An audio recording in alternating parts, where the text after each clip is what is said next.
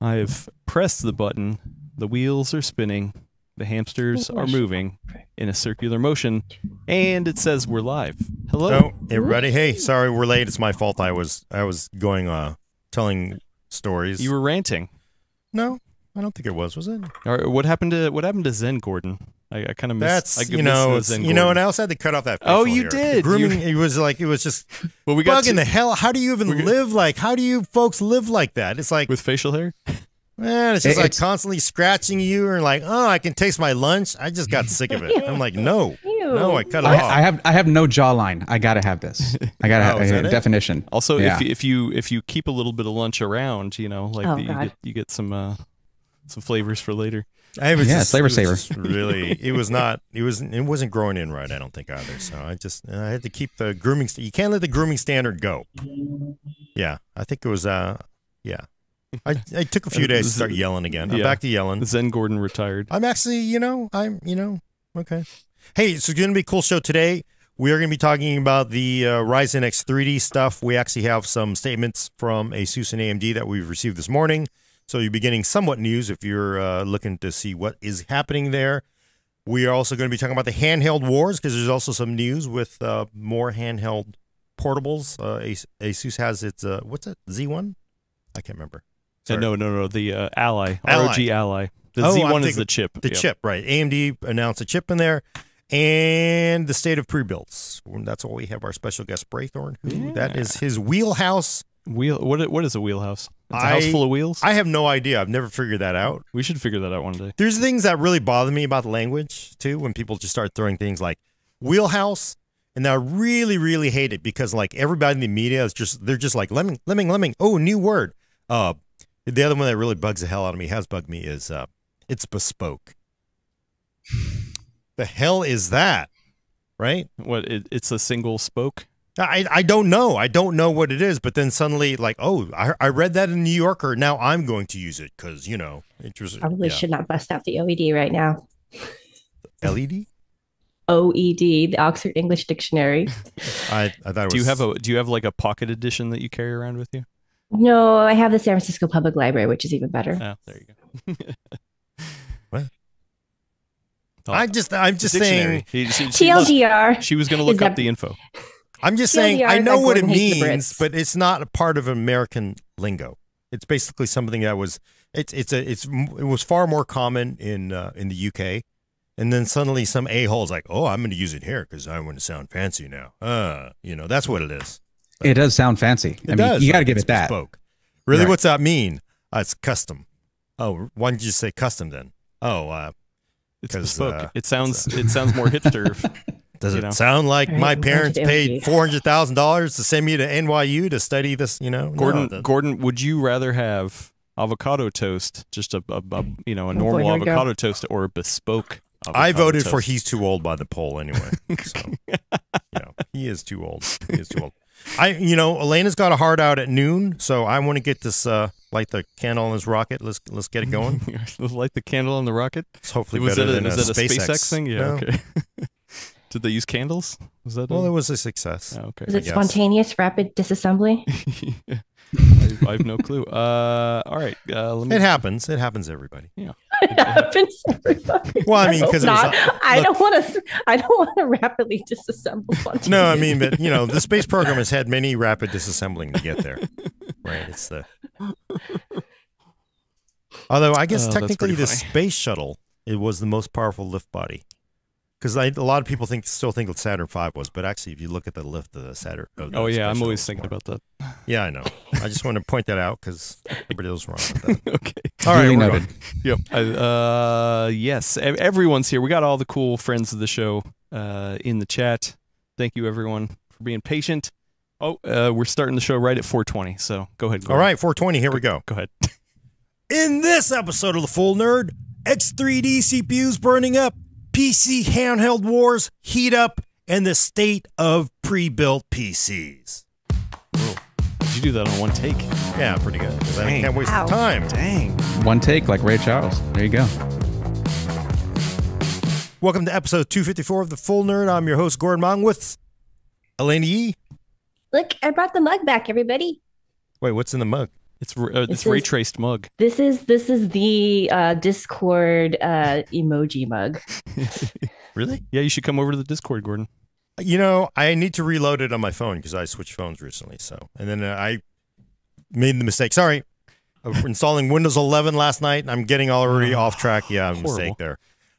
And we also have special guest Braythorn of SI Weekly, which you can find on his channel named Braythorn. That's right. How's it going? Let's go, nerds. I actually have the I'm a friend of the show mug. It's just out of reach, so I can't talk about mugs as well, but you'll just have to trust me on that. I do have nice shirt. Nice shirt. You brought a shirt to a knife fight, to an internet knife fight. Look, it's something, okay? It is something. It's better than nothing. There might be a little bit of outrage once we start. Hey guys, pre-builts can be good. Oh, what? Yeah, no, that's gonna trigger some people. And Adam Patrick Murray controlling the vertical and horizontal. Hello. Wow, we're here. We got cool guests. Elaine is here. It's gonna be a fun show.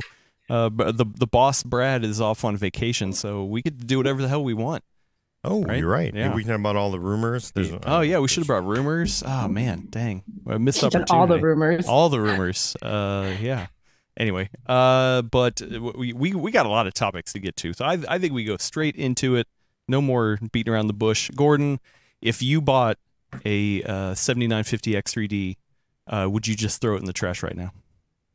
No. Of course, you know, the usual hand-wringing that the internet is doing is occurring yet again. It's like, I don't know if it goes on a lunar cycle, but it pretty much seems like it, because I think is the moon waning or waxing? I think it's, I don't know what that, why don't I have no idea. Who comes up with this stuff? Basically, it feels like every month we get something that people get, you know, concerned about. I wouldn't say it's actually reached an outrage, but it looks like it may be. What happened this time? It's as normal. We report it, then everybody reports it, and everybody talks about it. So in this time, basically, this probably was kicked off by a Reddit post by Speed Rookie, who said, you know, you can actually find this 7800 X3D just killed itself and my Mobo, and he posted a picture of his fairly new 7800 X3D with a nice little blister on it from overheating, apparently. Is that the one you sent me? Yeah, that's the one I sent you. And then also you can see there's damage to the motherboard pads. And of course, in his case, I believe it's a he, could be a she, we're not really sure, but basically had been running a 7600X, upgraded it to the 7800 X3D, been running 24/7 since purchasing it in the middle of April. No CPU overclocking, just memory via Expo 1 profile, F5 6000Js, which I'm guessing are the G-Skill, and it is on the QVL. No issues with temperature performance to date, and basically returned home after leaving my system in a typical idle state with nothing strenuous running. I don't dismiss the fact that a background test could have been running. To the system, unable to post, and a Q code of 00, and discovered, of course, yes, she no good. No, it's bad. It's bad now. ASUS did actually speak with him or her and basically said, hey, you know, we'll replace the board and deal with this. But basically, Steve at Gamers Nexus has, what do they call that? On eBay when somebody snipes you at the last minute? Basically, Steve at Gamers Nexus sniped Asus and basically bought the board and CPU to do some analysis on what exactly went wrong with this. It's heading to Steve, and it's going into the special testing area, so it's going to take some time. We probably won't know the full story yet, but you know. We won't know till, you know, Steve gets it and is able to look at it and see what's going on. So hopefully we'll see that from Steve at Gamers Nexus. But of course, one incident people are connecting, because I believe there was another 7950X3D that somebody, I saw a video, it was in Russian, that somebody had that one sort of melt damage to the board. There have been a few other reports. Looks like not a lot, but of course it is being amplified by, you know, everybody, because it's like, hey, these CPUs are burning up and they're damaging the boards. What the hell is going on? A lot of people are sort of guessing. Again, the person was not overclocking it.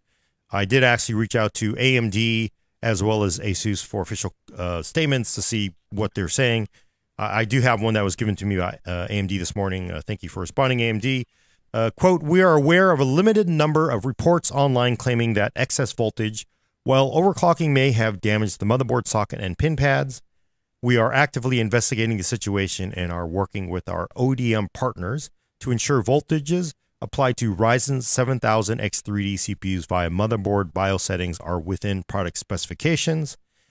Anyone whose CPU may have been impacted by this issue should contact AMD customer support. End of message. So basically, I would say that's a pretty typical statement from a company that's like, we really don't know what exactly is going on. We want to find out, so we're looking at it, but we're aware of it. We're taking it seriously. So please do not freak out again. Internet, I would say, based on that. The one from Asus, though, that was released this morning, I believe, or is coming out. I don't know if it actually has been released or is out yet, but a little more information here. Let me take a deep breath so I can read this one. There's definitely more information from Asus. Ryzen 7000 X3D processors do not allow for CPU ratio or CPU core voltage tuning, parentheses CPU overclocking, but do allow for performance tuning and DRAM overclocking via PBO2 and Expo memory.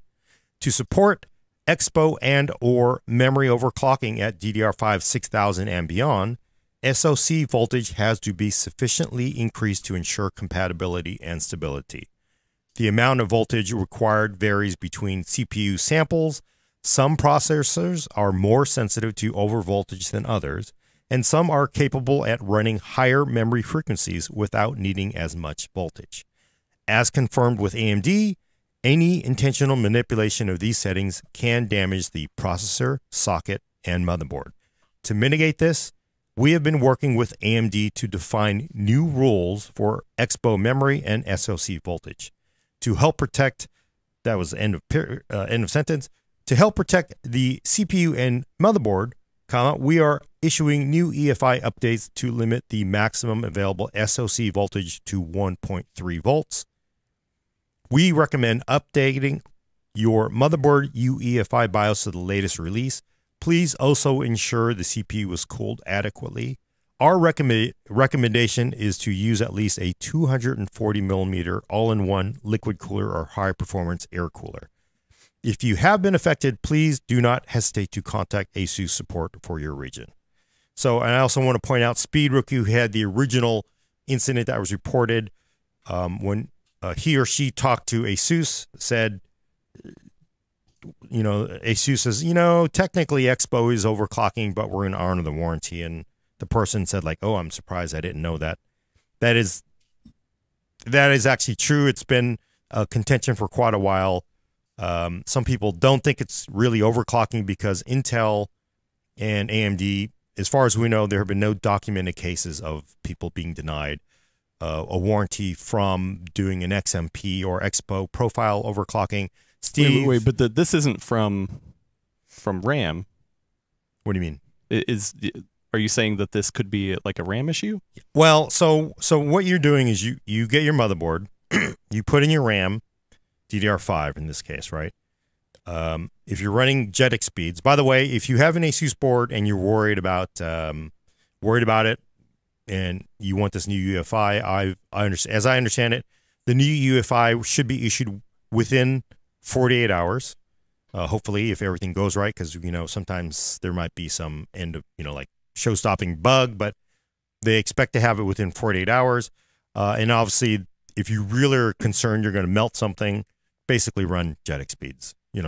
Just crank everything to default until the new UEFI is out, and that's the safest way to protect yourself. But yes, so you put the memory in a motherboard. You have your CPU, you have your stock settings, right? You have JEDEC settings, you have what the motherboard company says, you have what AMD says, stock. When you want to run Expo, you are overclocking. Remember, you are overclocking the memory. But remember, to get that memory to run at 6,000 or 7,000 or 8,000, you sometimes may actually have to increase voltage to the memory. The memory controller has been in the CPU for a long time. It's no longer in the chipset. So basically, that memory controller has to now supply more voltage to the memory. You are now running a little higher voltage. And it looks like 1.3 volts is going to be that line you do not ever want to cross. So it sounds like a voltage thing with the memory controller, is what you're saying. Yeah. So because if you have a module that wants 1.35 volts, right? Or I don't know what it is, but some of these high clock modules need a lot of voltage to hit it. And people also need to understand it's always been a lottery. We hear this, everybody commonly believes that every single, Raptor Lake or Alder Lake CPU will run DDR5 7000. And clearly that's not true. You could ask Wendell about it, and he has many viewers that cannot hit it. They just have the luck of the draw where you don't have a CPU that can do it. So you can't do that just simply with the Expo or XMP profile. What you could do is, of course, if you put in your Expo module or your XMP module and the system won't post, you could possibly, I don't know, I guess you could go to stock and then basically start cranking up voltage, right? So it may need more voltage to get there. So, and again, it is totally the lottery because it depends on the modules you're using. It depends on the CPU because not every single CPU is the same. And that's pretty clear at this point. I hope everybody understands. So this does look like basically flipping on Expo is probably what contributed to this. Again, we don't have the final word on it, but this looks to me like ASUS saying 1.3 volts. It looks like it. But I mean, people need to also step back and realize there's probably, as I understand it, less than 5 reports, if that, across the internet. Of course, that doesn't count if somebody's already RMA'd it or doesn't realize there's already been damage or whatever, but it does look like it's fairly limited. It's probably not doing the freak out outrage it is. But, as we know, the PC community likes to worry about everything, right? So it's something definitely worth thinking about. So, but and there was testing from DeBauer different testing from DeBauer, and then also I'm sorry, who was the other gentleman that did Igor's lab? Yeah, that did some testing as well. I think he was looking at sort of like where the pinouts and the pads are and what this is. But I mean, looking at the statement from ASUS, it looks like. So, again, here, to help protect CPU and motherboard, we're issuing new EFI updates to limit the maximum available SoC voltage to 1.3 volts.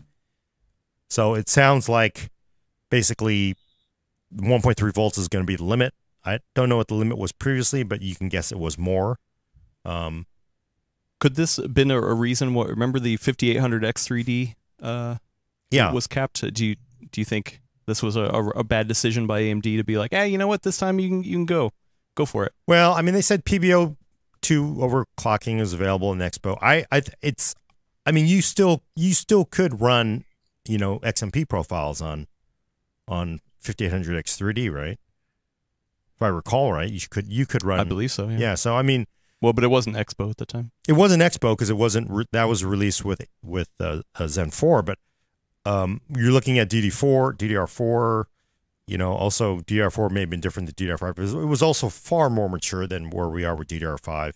And some of these DDR5 modules they're really pushing it hard because it was pointed out to me, it's crazy to think that where do we start? We started at DDR5 4800 with Alder Lake launch, and we're up to 8,000 shipping. Yeah, not everybody's going to hit 8,000, right? But still, it's crazy to think it's been less than a year for Alder Lake, maybe a year for Alder Lake. I don't remember exactly. Year and a half, I want to say. Year and a half, but man, it's crazy to think year and a half when we've gone from 4,800 to 8,000 on modules, right? And the density has just gone nuts. Yeah, so. And the prices have been going down too, which is that's not good, really right? related to this conversation, but also very, very quick. But related to Elena. But I mean, yeah, density, prices, everything's gone down. But it looks like, I know MSI has issued an update for its boards. It's not really clear to me whether that addresses this limit on voltage, but you can guess that everybody's probably going to limit the voltage as well. So it's, again, I think it's worth talking about. I don't want to feed into the, freak out machine because we know how once you get the motor going and the train going down the track, it takes a long time to stop it. It does feel like there's been a lot of news around it.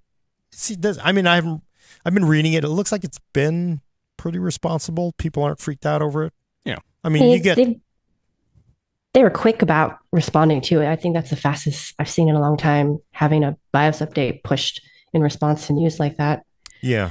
I mean that It is nice to see. Yeah. I do wonder if that's kind of the new way you have to do, sort of like you have to react quickly as you can to sort of like rein in the runaway train, outrage train.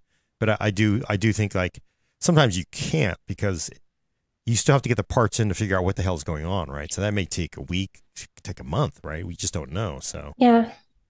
But I mean, I think this is an easy thing, relatively speaking, for them to do, to just say, hold up, like, let's just put a cap on this real quick so that way nothing else happens in the meantime, and then we'll figure it out. And that's actually the question I had, because I've been a little busy. I haven't really caught up fully on that news. And I think if I remember right, it was the A620 board related. I don't remember exactly. for It's for X670. Speed Oh, yeah, X670. Asus X670. Oh, okay. E. Because I was wondering Extreme, if it I was think. related, because I was wondering if it was related to a specific chipset or like, class of motherboard where maybe, it's just not equipped to handle that much voltage. But people were trying it anyway. I might be mixing up the things I was reading. Yeah, It's no, been about a I week think already for me. there was a report of a cheap board that blew up as well. Same kind of similar, but again, less than a handful. Let's see. Or actually, let me go to, this is the Mega. Wait, come on, Reddit, don't give me notifications. Or is that Windows 11? I don't know. Who's giving the notifications? Either way, you don't want them. A question I have while you're bringing this up: Who here runs JetX speeds or applies XMP or Expo to their systems? I always apply XMP or I always Expo. do. I mean, I feel like that's a yes, regardless of the answer, because Well, I phrased the question. It really does, and that Well, is, no, I'm sorry. Yeah, so just Who doesn't? say which one Who you doesn't? do. Yeah, like because I mean, like when I had that 12900K editing system, I could not. Expo was just not stable for me, so I always ran JetX speed on that one. oh really? Well, Oh, Huh. yeah. Like it would. I was getting lots of crashes, and I figured out it was the RAM, so I would just run it at JetX, and it was fine. My 13 Could have been the my memory 13th controller. gen is fine. They can be hit or miss on the memory controllers. So Well, I mean, I other than that- upgraded in place, same RAM to a 13th gen, and I'm able to run XMP now. So Yeah. Yeah, not enabling that is like, oh, look at this table. I'm going to leave a bunch of performance on it. It just doesn't feel right to me to not get what I paid for. And of course, if it's, I don't. It sounds odd to me to think that just enabling Expo would have caused this, though.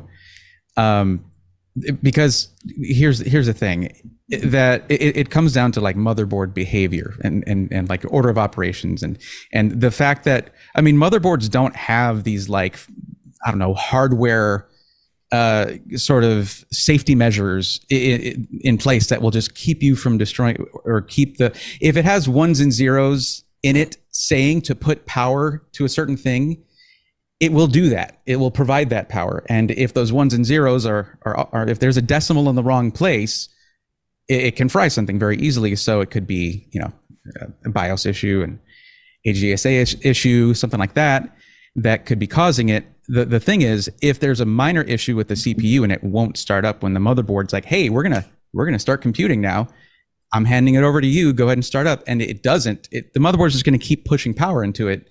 And to me, that's what that damage looks like, because that's substrate. That's like bubbling up on the substrate. That's crazy. Yeah. I mean, you do wonder how much power it got. And, again, the original report, Asus and AMD can't analyze because, they it got intercepted. It's going downfield. Intercepted. Gamers Nexus has it running for that. So they can't actually analyze that to see what exactly happened, but I suspect they have a pretty good beat on it if they're going to actually limit, at least for now, the Expo memory voltage to 1.3 volts. So, I guess the big question is like, why was this being exceeded in some ways? But it always is that squishy. And that's this thing where XMP and Expo is overclocking. AMD and Intel have said this forever. It has been their policy. They can always have said, tough luck. You are overclocking because the IMC is in the CPU. You're pushing more voltage through it than we have designed it for. You blew it up. You knew the risk, but they've always kind of eaten the cost. I guess I still feel like why we're probably seeing this now is because X3D is a little more sensitive, and it has been, right, to voltage. So it might have just been enough to damage it. But I mean, it's the thing that people need to understand. You know, it is like, but you know, I like as a, you know, this is the classic thing. Like doesn't Ian review at JEDEC speeds? I forget. Ian sometimes would review. Some reviewers will actually review CPUs at JEDEC, and some like me will, because I know everybody flips on XMP or they flip on Expo, right? Because everybody simply assumes the risk is so minimal because the motherboard lets me set this. So the risk must be minimal. Well, it looks like the risk is, although fairly small, but there is some risk with the current setup. I'm going to guess when it gets dialed back, it's going to go back to the same, you know, 0.1%, maybe 1% risk. But right now it feels like it's maybe, you know, it's gotten a little bit higher because clearly some of these parts could be damaged. And you also don't know what memory they're using because if you have a board, so you have your CPU, which is lottery, you have your motherboard, and then you have RAM, some high clock memory, and they really want a ton of voltage, that could contribute to it. So, but yeah, you do. I think it really comes down to some of it is if this is what's going to happen, and it does look like it. We shouldn't take Expo and XMP as this like, oh, I can do this forever kind of thing, and there's zero risk. But the risk is still fairly minimal. I've been bitten by it, so. Well, yeah, I mean, honestly, I have a board. I fired up to do some USB 4 testing. It wouldn't come up with one of the modules I have. There are some DDR5 6000 modules, and it just wouldn't. And I've used them in 7950X review, those modules, but it wouldn't come up with this X670E board with the 7700X, not even X, the 7700 part, and it wouldn't come up. And I was like, huh? So I put in some slower, higher density, 4800, and it booted right up. It still feels like DDR5 is still pretty rough, even though it's been a year and a half, and we have seen amazing scaling and density and price advantages, but there's still some rough things. And the other interesting thing about this is, so if you have a memory kit that you bought that needs more voltage than 1.3 volts, and you get the new UEFI, it's not going to run, right? It's just not going to come up. You'll have to go in and manually increase the voltage to what it'll take. So if you're just going to try to set the Expo itself, it's probably not going to run. So a couple of notes here. What is it? The name of the poster was Speed Rookie posted an update, and they did list the RAM. The RAM was actually G.Skill Trident Z5 Neo RGB series, 32 gigs kit, and it is on the QVL. Yeah. And the other thing is, they say no CPU overclocking, but I don't see a mention of PBO on here. So they could have very well been running PBO too. Yeah. It's hard to say. But I mean, that's why I think it's sort of, it all kind of points to, the memory voltage that is that at the root cause. Again, we don't know, but we do have that statement from ASUS that has more details. And Wasm Guy says, I just find it funny that every situation like this, at how the narrative takes off with little to no info. Correct. Yeah. So. Yeah, it does. I mean, at least, but we do have a little more, and it looks like if they're going to basically fence it off at 1.3 volts. Yeah. Also, Skeet Sayer gave us $2 Canadian dollars and 20 cents. Thank you so much. Says this is a classic motherboard tuning the voltage to 11. Yeah, I think the problem though, I mean, I get that, but and I think the problem is we've just been lulled into a state because XMP profiles and Expo has just been taken as like, you never have problems. Everybody's like, just switch it on, right? And the problem is like, it doesn't post. Well, then you try a different profile, or you don't run it, or you get different RAM. But I think we all have come to assume it's very safe. So it looks like it's not very safe with X3D parts right now. So I also think the other thing that, and from the temperature read of the conversation and just the little I've read, I feel like this is not an issue yet. But I think the most important thing is, are people being left out in the cold if this happens? And I don't think that's happening, right? Like, I think this should fall under warranty. So even if it is becoming a slightly more risky proposition than it was before, the important part is, are you being backed by these companies? And I think so far the answer seems to be yes. And hopefully this just remains more of an intellectual, like, huh, that's weird, why is this happening? And obviously hopefully not affecting people who need like things to be happening yesterday because of production work or whatever. But with an X3V part, I don't think that's really you know, a concern. Yeah. No, and they clearly are, everybody is offering support. So, and even though they, you know, they say you technically voided the warranty, we're still going to honor it anyway. That's to me, it's fine. So that would be a thing if they were like, technically you violated the warranty, so we're not going to cover it. Like, I think that would be when the pitchforks come out. Whew, yeah, but they're not. You know, in fact, you know, because I remember, I don't think they're going to. I'm just saying that if they were. Also, CC in the chat points out Ryzen Master clearly says no more warranty if you continue to. So if you do Expo, yeah. No, if you go into Ryzen Master and I mean they have warnings. It's, and you know, again, warnings. It's one of those things. I've always taken that's the lawyers make them do that because the risk is very low. But you know, okay, look, if they eat 100, somebody's just screwing around, pumps so much voltage in there, breaks everything. Okay, if you're doing that 100 times a year for AMD or Intel, okay, you know, don't tell, we won't ask. And it's not a problem. We'll replace it. But if, you know, that verbiage is in there. If it's like, if we go from 100 to 50,000, there's now 50,000 people blowing up their CPUs because they're screwing around and overclocking. And it's like, okay, now you have abused this, or we can. It's no longer tenable, right? Because that's their out. Because if you didn't have that warning message in there, be like, well, this setting's in here. You let me blow it up. So now they have that warning, and that's only there to protect them if cases get, I think, out of control, because there's no indicators that AMD, Intel, or you know, or any of the board companies are going to kind of throw you overboard over it. And I do want to point out, you know, Steve at Gamers Next is his field, and I'm not getting paid $1 every time I mention Steve at Gamers Nexus. I think it's like Candyman. If you say it 5 times, if I say it 5 times, he'll show up at Computex. We're gonna hopefully see Steve at Computex. But he did a video.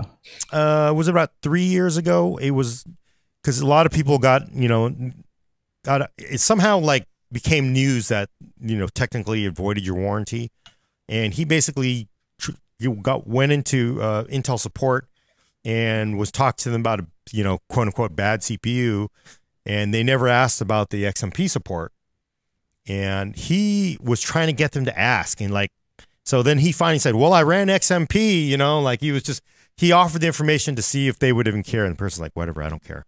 Like, I'm getting paid minimum wage, probably outsourced, who knows where, and yeah, I don't care.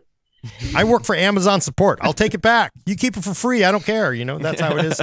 But that's corporate policy, though, working, because we all have experiences with customer service where they will not stray from that script. You're like, dude, this is covered in your help pages. They're like, I'm sorry, we have to go through these steps. And you're like, I'm going to throw something out this window, and it's probably going to be myself. But I mean, it was clear to me that Intel did not care. Technically, yes, it voids your warranty.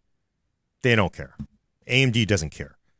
Yeah, so I think there's no reason to freak out over that. Messages like that, I think, are a situation where it costs them nothing to put the message there, but it could cost them a lot if they don't. Yeah. So they do.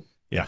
Mm-hmm. Good point. One of these days, I want to get a lawyer on for one of these companies or technology, because I makes like I sounds. I hate lawyers, but what do they say about you want a lawyer, a good lawyer, when you have a problem, right? You don't like them when you don't need them, but man, when you got a problem, you want a really good lawyer. So lawyers are awesome. The ones that are good. All right, I think we should move on, but yeah. And anything else you want to cover on this one? Obviously, there's more details to come. We'll see. Yeah, more details. We'll see if this, like 12 volt high power. I mean, my God, that was horrible, and it turned out to be obviously, So everybody, take a breath. Probably not a big thing. If there's any headlines being pushed to you to try to freak you out, you want to, take it with a grain of salt because this is obviously slowly developing, and it looks like it's not widespread. But no reason to get on your outrage pony yet. So all right, well, I'm gonna get on my outrage pony because I am excited about handheld PCs, Gordon. And you know what? I seem to remember somebody always saying that they didn't really care. I remember when the Steam Deck came out, and I was like, "Oh, we should talk about it in the show." And you're like, "I don't care. I don't want to talk about it. This is stupid. Who would buy one of these things?" But then Gordon, it was weird. It was weird. I woke up this morning and there was a Slack message and it said, "Oh, hey, we should talk about this new AMD Z1 processor." And I was like, "Really? You want to talk about it? You're the guy who says I don't care. I don't even want a handheld. What's up, Gordon? Why the change of heart?" I still don't care. Wait, then why are we talking about it? I don't care. Processors. Look, there's two things for my. Are we so? I'm not so myopic. Like on this show, we only talk about things I care about. Because I think you are the host. No, I'm the host, but I think that's simply wrong because I think, again, for my needs, I have zero interest in using a handheld gaming. I mean, maybe if I use one for a week or something to see if it would grow on me, maybe, but I just There's think a video right there. Yeah. I think what's interesting to me is this whole category because honestly, it wasn't interesting when it started though. Well, it wasn't. You were like, "Who would use this?" This is so we got to stupid. see. We have to see if they can do it, and the fact that Valve has made the Steam Deck such a success that it is, they have built this market out. And I will say, they weren't the originators because there were many gaming handhelds before. They've been done over the decades. There have been people try to over and over and over again. And, commodity PC-based hardware has almost always failed. The Steam Deck changed everything. And I think to me, it's a very important thing. And yes, I do feel is it a game console? Is it a PC? I don't know, but I kind of feel like it is adjacent to the PC gaming experience. And I very much want gaming handhelds to succeed. I want to see competition in this category. I want to see it happen. I want to see prices come down. I want to see because I'm being selfish here because frankly, if gaming handhelds built on commodity PC gaming hardware succeeds, could be Intel, could be Nvidia, could be AMD down the road.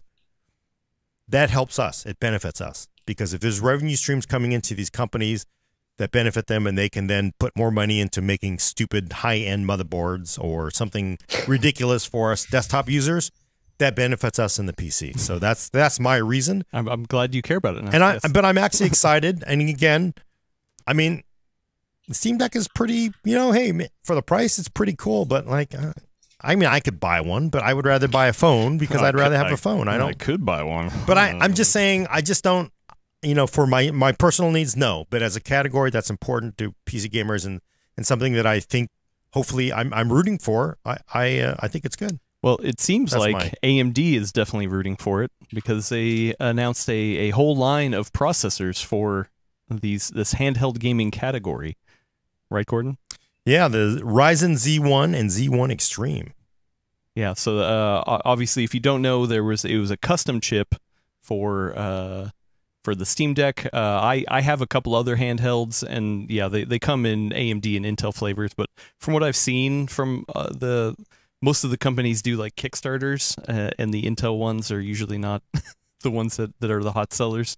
Usually it's the AMD versions. One of the other handhelds I have is the 6800U, which is a good chip in its own right.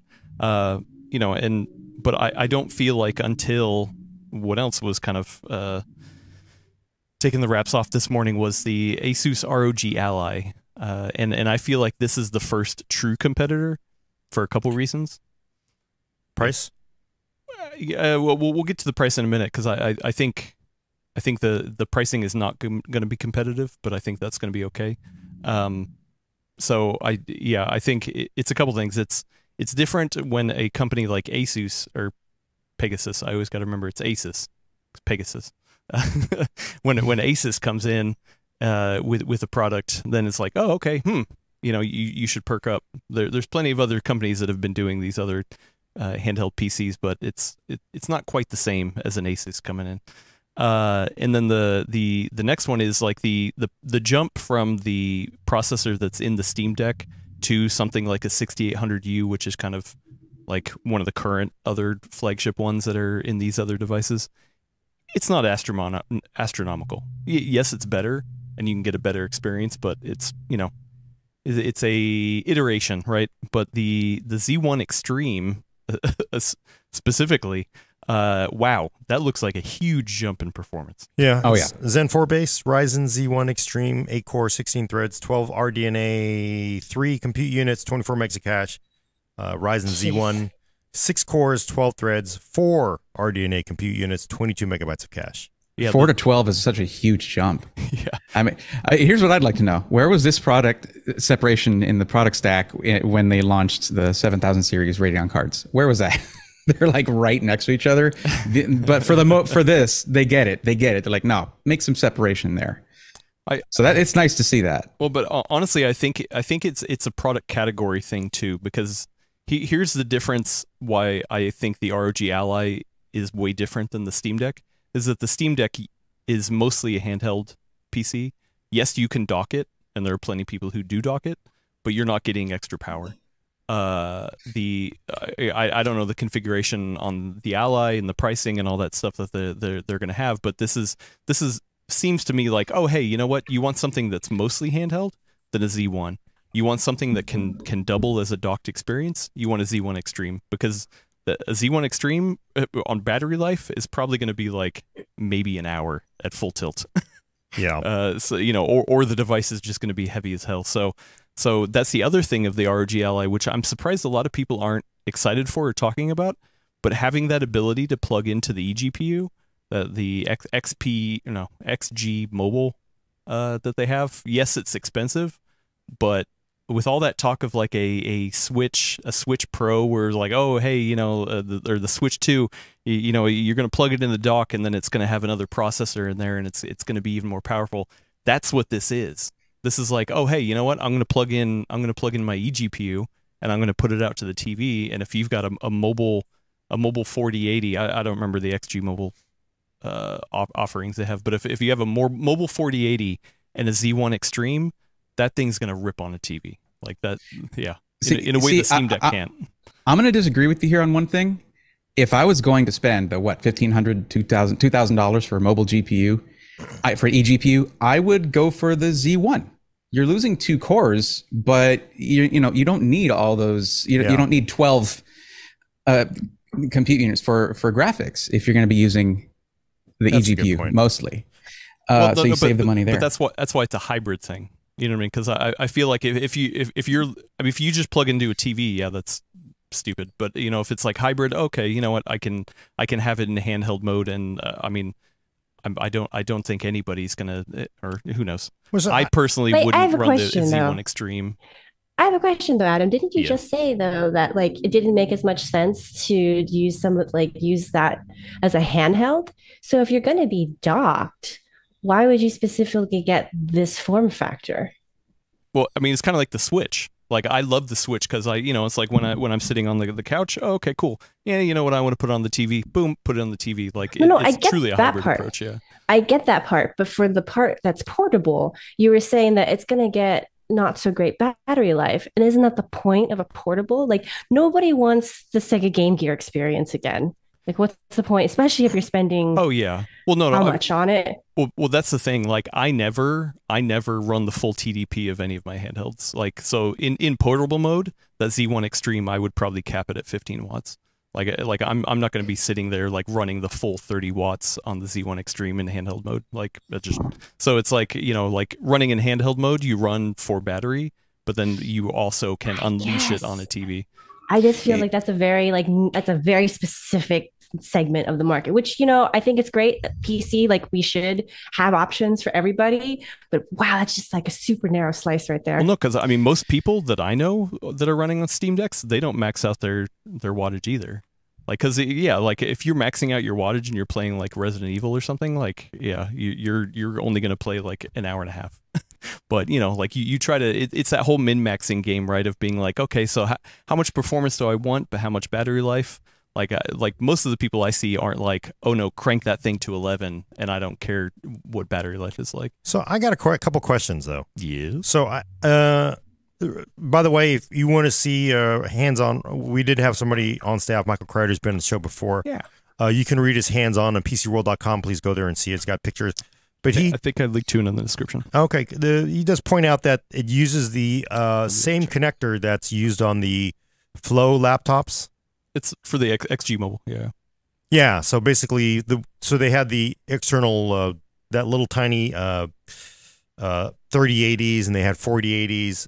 It is essentially an 8-lane connector, which is much better than trying to limit it to Thunderbolt. Is actually, even 8 lanes is kind of somewhat limiting, but it's way better than Thunderbolt 3, Thunderbolt 4, USB 4 kind of performance. So 8 lanes on this.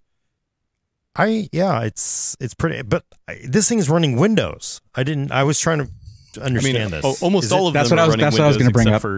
Except for the Steam Deck. Almost all of the other ones are running Windows. Yeah. Steam OS is one of the things that I mean, controllers just work way better with it. I mean, you have to do there's like some emulation things that might have to happen there depending on what you use it for, but the controllers work much better. You know, controllers on Windows can be a little iffy sometimes. But Steam OS, it worked. It did exactly what they wanted it to. So looking at the fact that it has Windows, as you brought up, I don't see that someone putting this on a TV. I see them, docking it and using it with a computer monitor, laptop. Yeah, not laptop, but a keyboard, mouse, that kind of thing. I mean, there's full fat Windows on it. Yeah, they can do that. Yeah. I'm sorry. My use case is putting it on a TV. So. Right. Well, but I guess I'm wondering, is it going to work? I guess because it seems like Steam OS, the Proton OS, is done pretty well, right? So. Well, there are efforts to have a installable Steam OS. Okay. You could theoretically just load Steam OS on here, if they update the drivers and stuff. It's not an official thing yet, but it sounds like maybe Valve might want to do that. That'd be cool. I have 2 other handhelds that run Windows 11, and I have it boot into full screen or what's big picture mode. So it literally. Now it literally looks like a Steam Deck. Like they updated the interface. It literally is just a Steam Deck at that point. So Valve is not. I don't run the handhelds, but I'm wondering, and I haven't run big picture mode in years because whatever. It's better now. Everybody want a $5 Steam, whatever the hell that Steam machine. Steam Link. I still got like 5 of them. They were too cheap. But I'm wondering. So it sounds like Valve is being pretty cool because that is really that unique aspect of Valve, where this OS and Deck competes directly with their own handheld, but it feels like they're not going to try to make big picture less effective on Windows. They want everybody basically playing on. Well, you know why? Because what's the goal of the Steam Deck? Sell games on Steam. On Steam. Would you? You know what? Would Apple do that?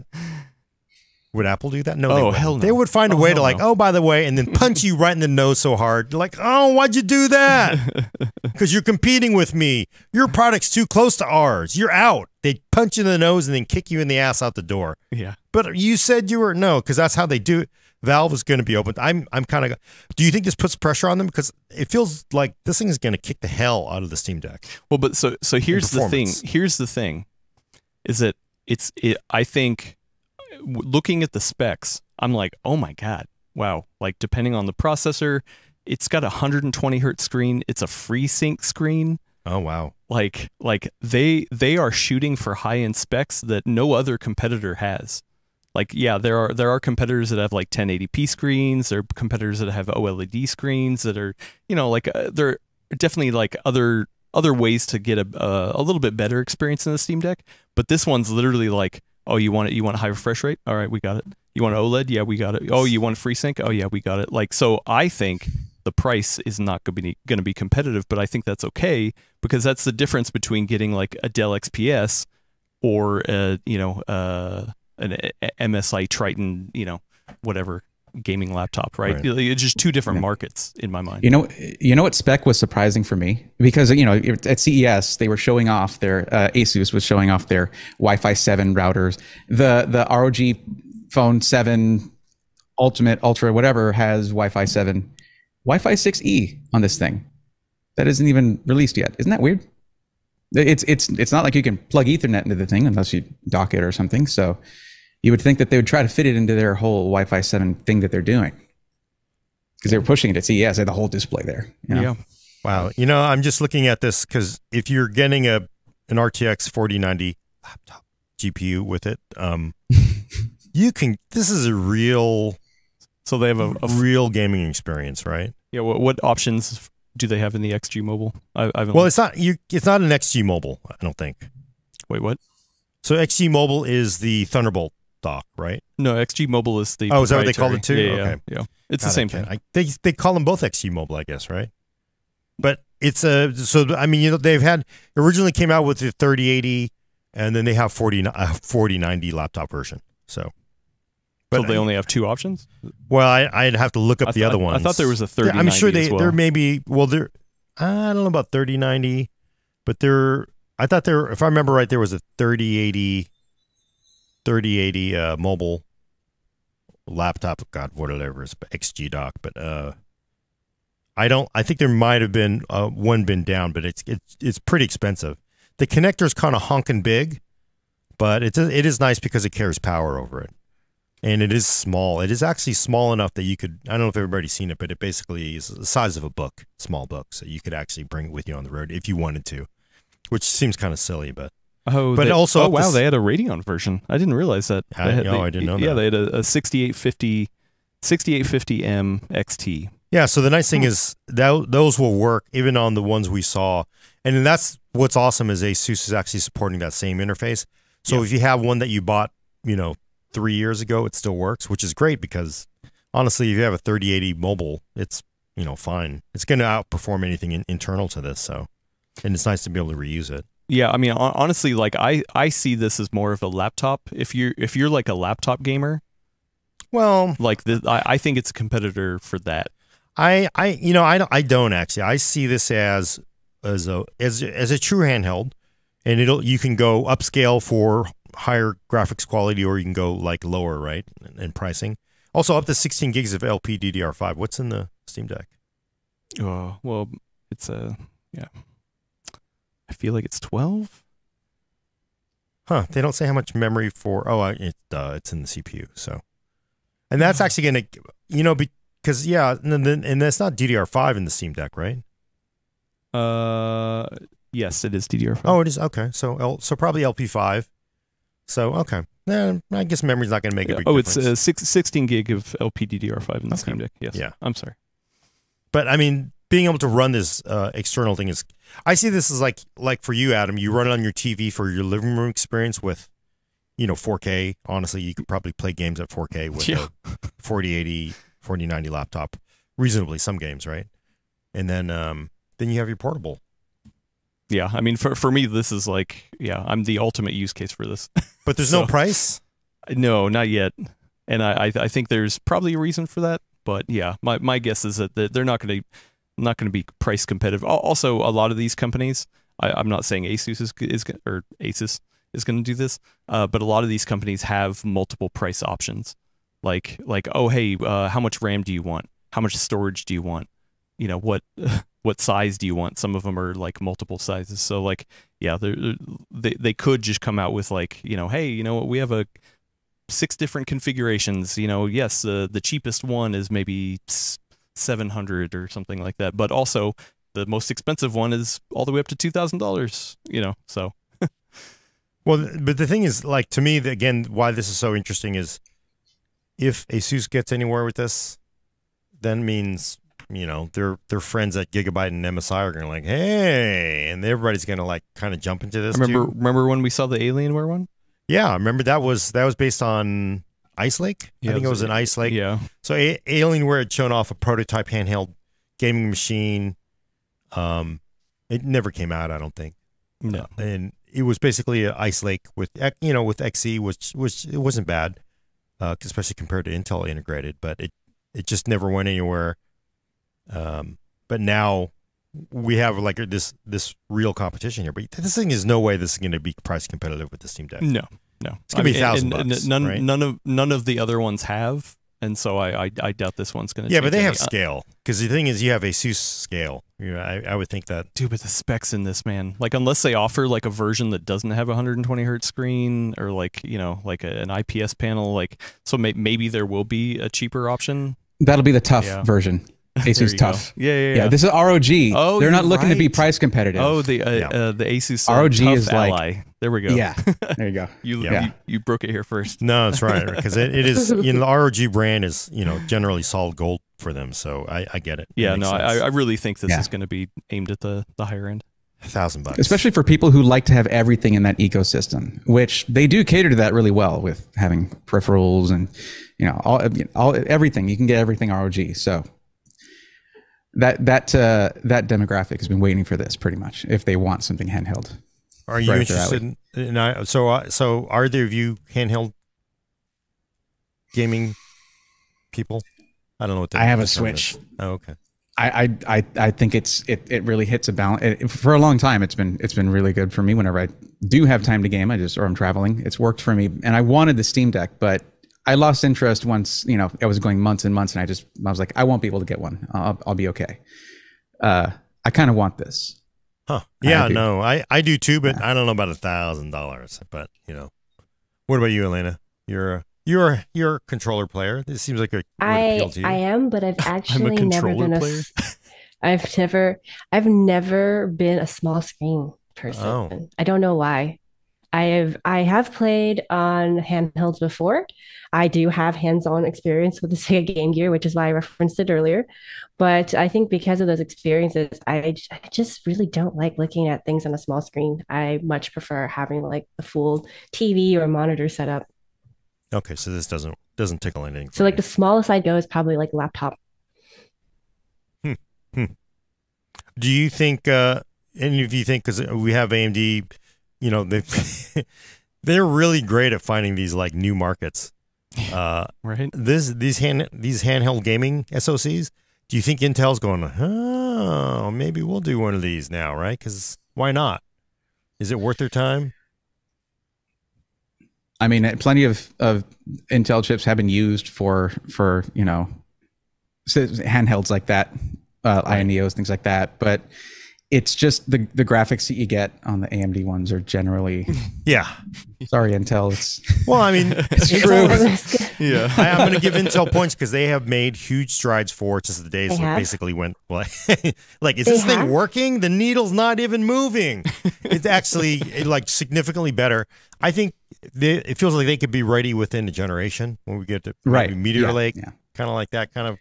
I could see that. I mean, when we had when we had Tom in and he was talking about being involved with the graphics side of Meteor Lake, like that gave me a little pause of like, I wonder, if there is a future in that.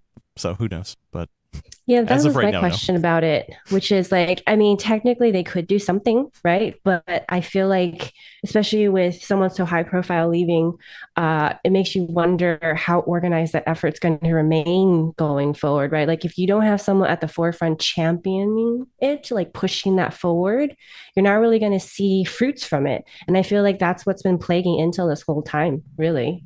Like Intel does some cool stuff sometimes. Like you'll see like random like little small project things come from them, right? But then like they don't really go far. It's almost more like proof of concept or just to say like, hey, we did it because we thought it'd be cool. And I think AMD has as much more of a history at having it on lock that they're like, no, we're making a business out of this, and here's how we're doing that. Yeah. Yeah. Also, we had a super chat from friend of the show, Denevra1G1, gave us $10. Thank you so much. Points out about the proprietary use of the adapter, and rather than having it be Thunderbolt 4 or something like that, which I understand, like that does suck. No, it does not suck. But that's the thing is that the proprietary adapter is actually way much better. Like yes, you're locked into having to use their XG Mobile rather than using another eGPU. So like that is a bummer. But at the same time, that the throughput you get on that XG Mobile is really nice. Yeah, it's 8 lanes of Gen 3. Even the original 3080, you got better perform. You don't want to run. You basically don't want to run it back on the internal panel, which you could. It's actually better to run it on an external panel. You actually get a little more performance out of it. So everything benefits it. I will say though, a 4090 laptop, which we know is not the same as a 4090 desktop, even then you're probably stretching the limits of 4 lanes of Gen 3, I think, because even in the 3080 days, it was getting a little tough. So I do wonder how that's going to work out. But the bandwidth constraints of USB Thunderbolt 4 for eGPUs is not adequate. It works. It's definitely better than not being able to do anything, but it is not adequate. So I would disagree on that, because it just, even a 1070 Ti is like, oh, what's going on here? So it's not sorry. No, go ahead. There have been plenty of proprietary connectors out there, and a whole bunch of them that sucked or didn't do what they did or didn't get any support. This one works. It does its job well, and it's superior to the non-proprietary. Then there's a use case. If it's not stupid if it works, you know. Yeah. Well, Denever follows up, and maybe my facts are out of date. Give us another $5 super chat. Thanks so much. Friend of the show said Asus is using a custom 8x Oculink. Other companies are using a standard 8-lane Oculink. No performance difference, just to lock you to an expensive eGPU.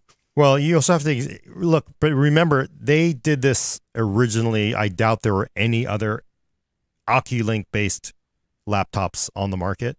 You have an existing base of XG stations out there.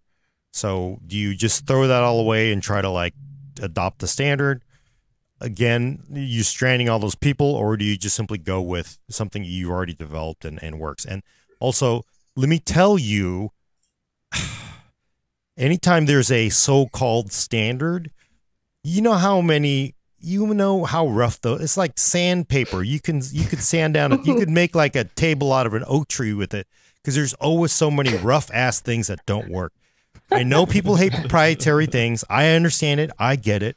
But when you're trying to do something new, to try to do that open standard thing and have everybody's thing break with each other, sometimes it's not worth it. That is one of the magics of Apple. Now, they don't follow standards. They don't give a damn about your standards, but it works because they own everything. They don't have to worry about the standards. They make sure it works, and then they just kind of like lock you into that because it works. If they tried to do it with the standard thing, it wouldn't happen for another 5 years, and it would be broken for another 3 years after that, like everything always is with standards. So, yes. It reminds me of that classic XKCD comic of how standards proliferate. And it's like, there are 14 competing standards. Oh, this is ridiculous. We need to make one standard everybody can follow. Result, there are 15 competing standards. Yeah. Yeah. So, yeah. So yes, I feel you, but there's positives and negatives on both sides for sure. Also, friend of the show, Coffee gave us $5.99 Canadian dollars. Thank you so much. Said, isn't it a big difference between 4 RDNA 3 compute units and 12? Yes, definitely. That's a bigger number, better. That's for damn sure. But also, I real quick, before I get to the other part of it, I think those are two different classes of handhelds, because a lot of the handhelds out there actually go real low power, like small, and like prioritize battery life or have a smaller screen or just want to be cheaper. But then, so that's why I think there's the Z1 and the Z1 Extreme. So it's like, hey, you know what? Do you want something a little cheaper? You know, it's going to be easier on battery life, or do you want to, something that's going to be able to go unlimited if you want it to? Here's my thing about that. AMD is no stranger to using X in their nomenclature. Why not just call it the Z1X? They have separation between X and non-X CPUs. Why do they? Okay, well, but even on a laptop, you've got different nomenclature as well. So it's because they ran out. They've already used all the X's already. Yeah, as we know, there've been too many X's being used. You got to limit it. They ran out. No more. Pandemic shortage. Still ongoing. They don't say what the battery size is. Oh, you know what they say? What was that ship that got stuck in the canal and messed everything up? All the X's were on that ship, and couldn't get through. So. Right. They're sitting in a container out there by the port. Yeah. See, look, I see somebody saying, I'm just gonna say Yokes. Volk says handhelds are not PC. Why is this even topic? PC world. I will say.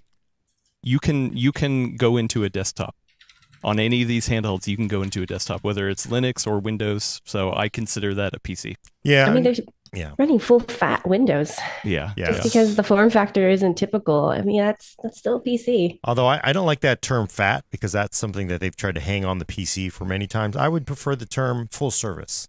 It's a full service operating system. Have you had non-fat milk versus full fat milk, Gordon? Like it is No. a world of difference. It's full service milk. Full service, Elena. but it is full service because when they I don't like that term.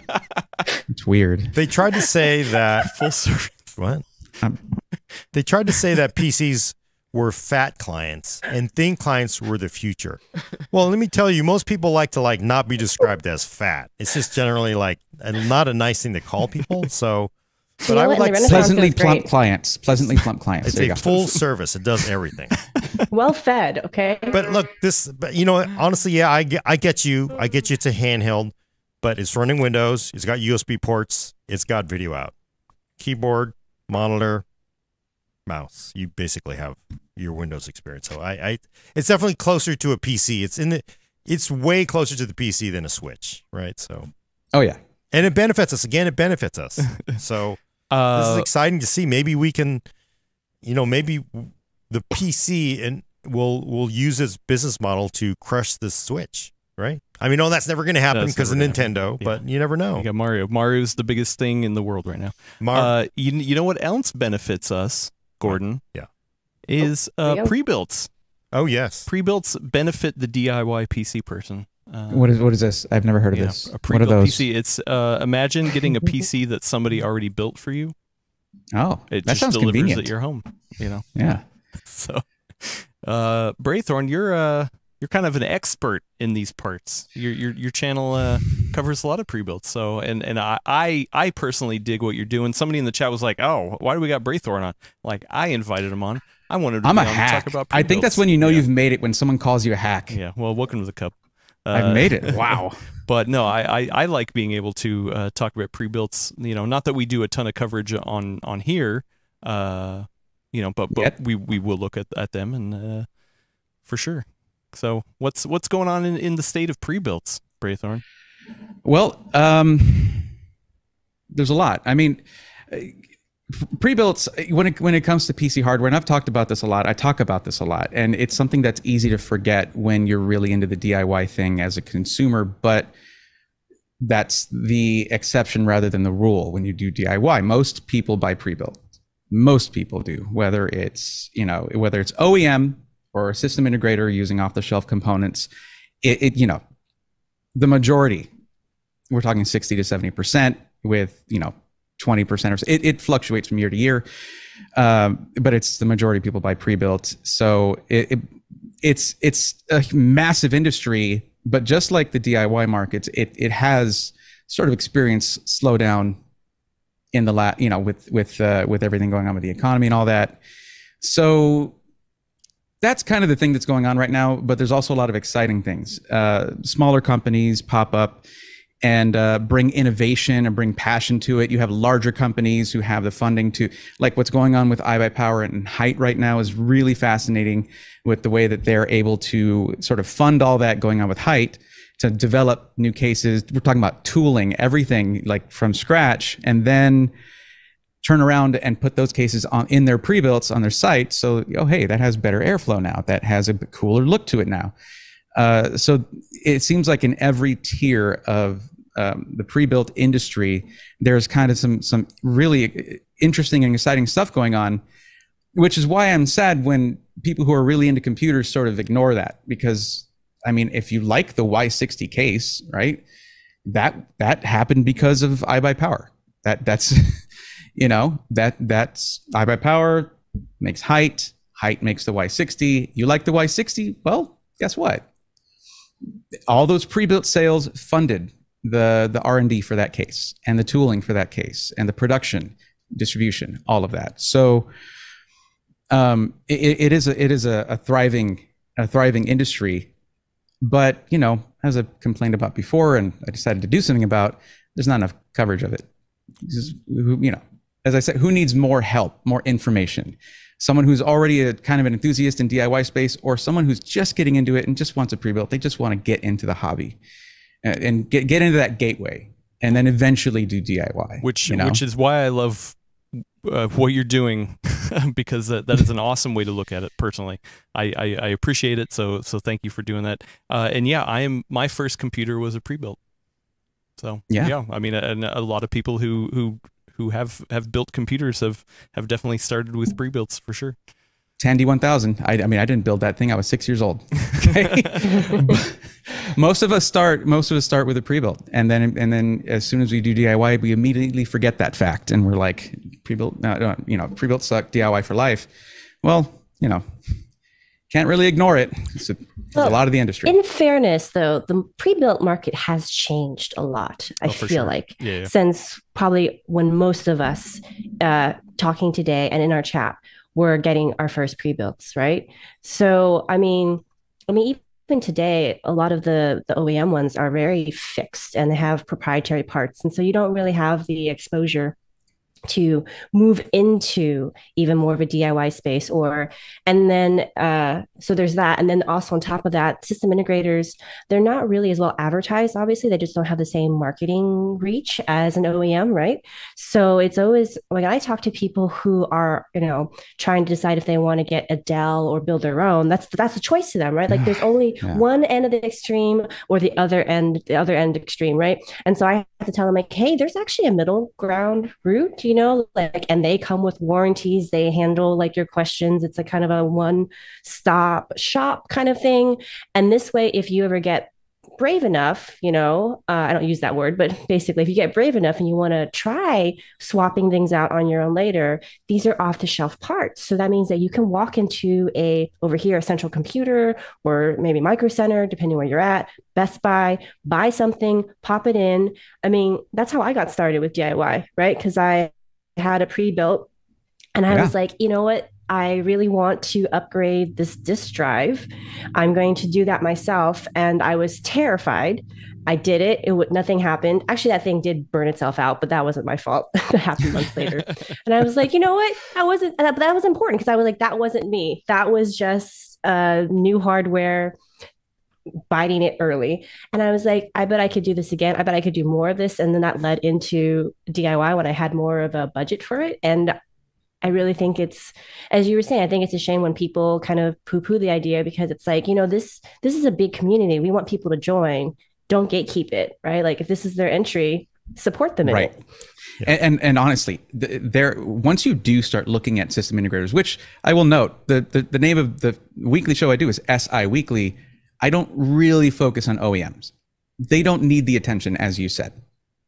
I focus on system integrators because of it being a more effective gateway to DIY because it's off the shelf stuff. But yeah, it is tough to see that and hear. I mean, the comments that I get, things like every pre-built sucks. Is that possible? There's no product where every one of them is bad or every one of them is good. There's going to be good ones and bad ones. Or comments like everyone should build their own PCs. Should they? Really? Yeah. Everyone should build their own PC? How about that? No. Not at all. No. Yeah. Well, also, Falcon Northwest, friend of the show, says perhaps it's a definition thing between pre-built versus custom built. I'm going to throw in another one there. Maybe it should be bespoke built.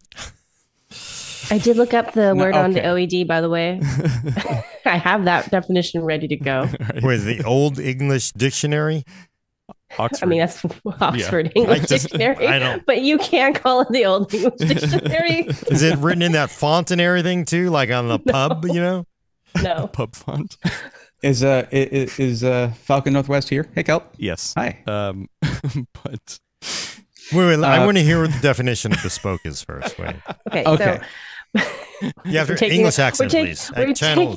I'm not going to insult all of our UK viewers by trying to do a very bad English accent.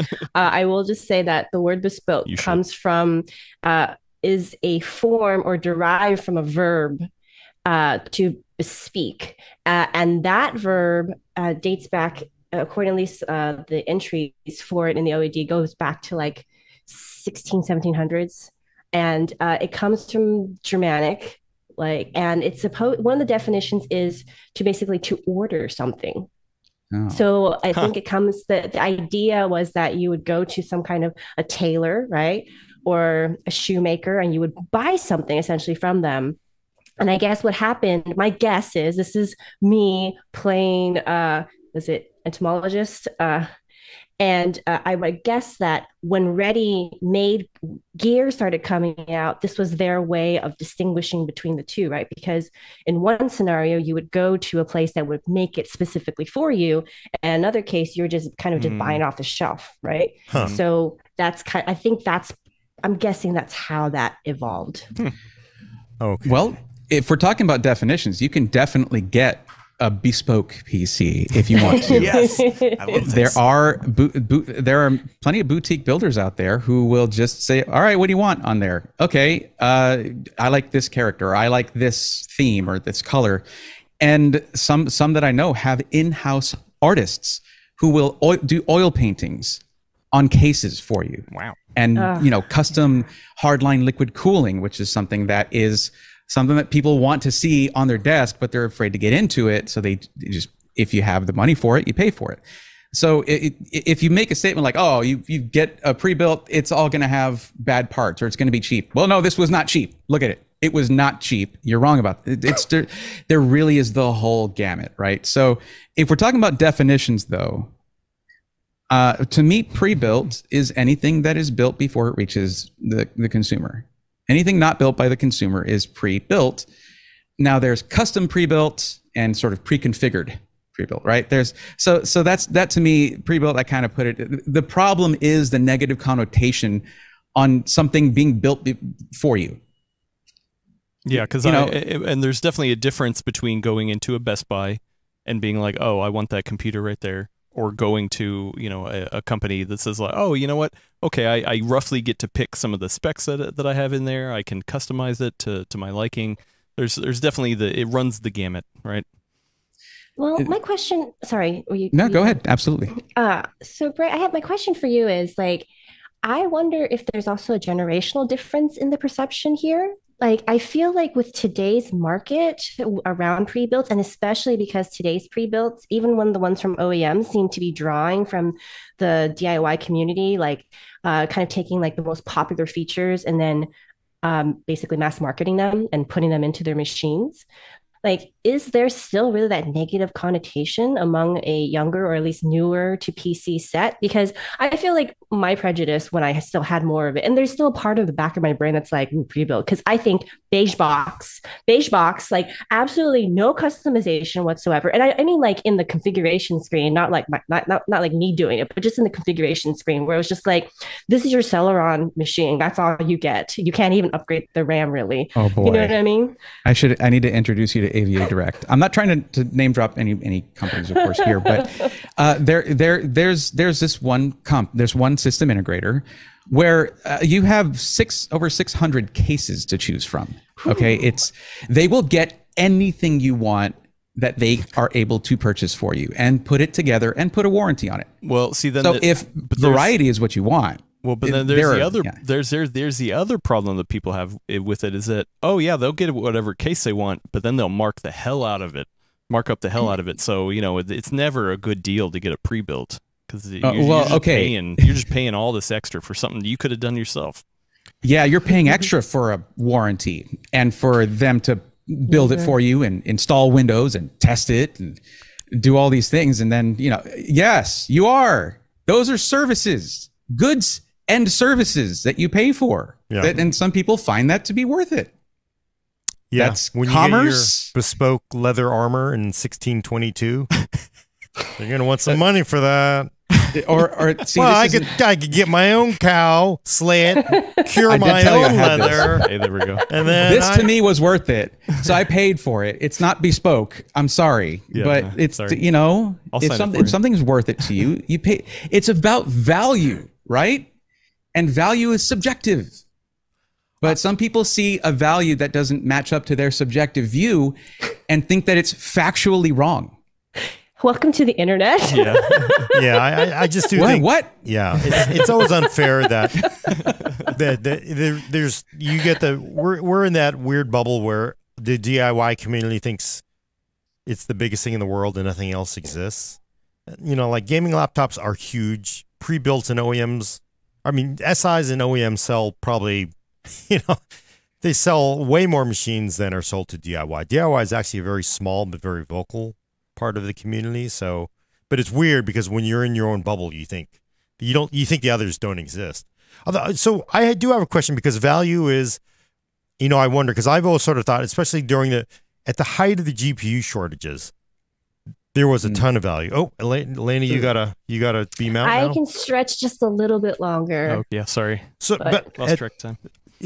You'll just let us know when you got to go. But so at the height of the GPU shortages, basically, machines that you could buy at Best Buy and OEMs were like saviors. The only things in town for PC gaming.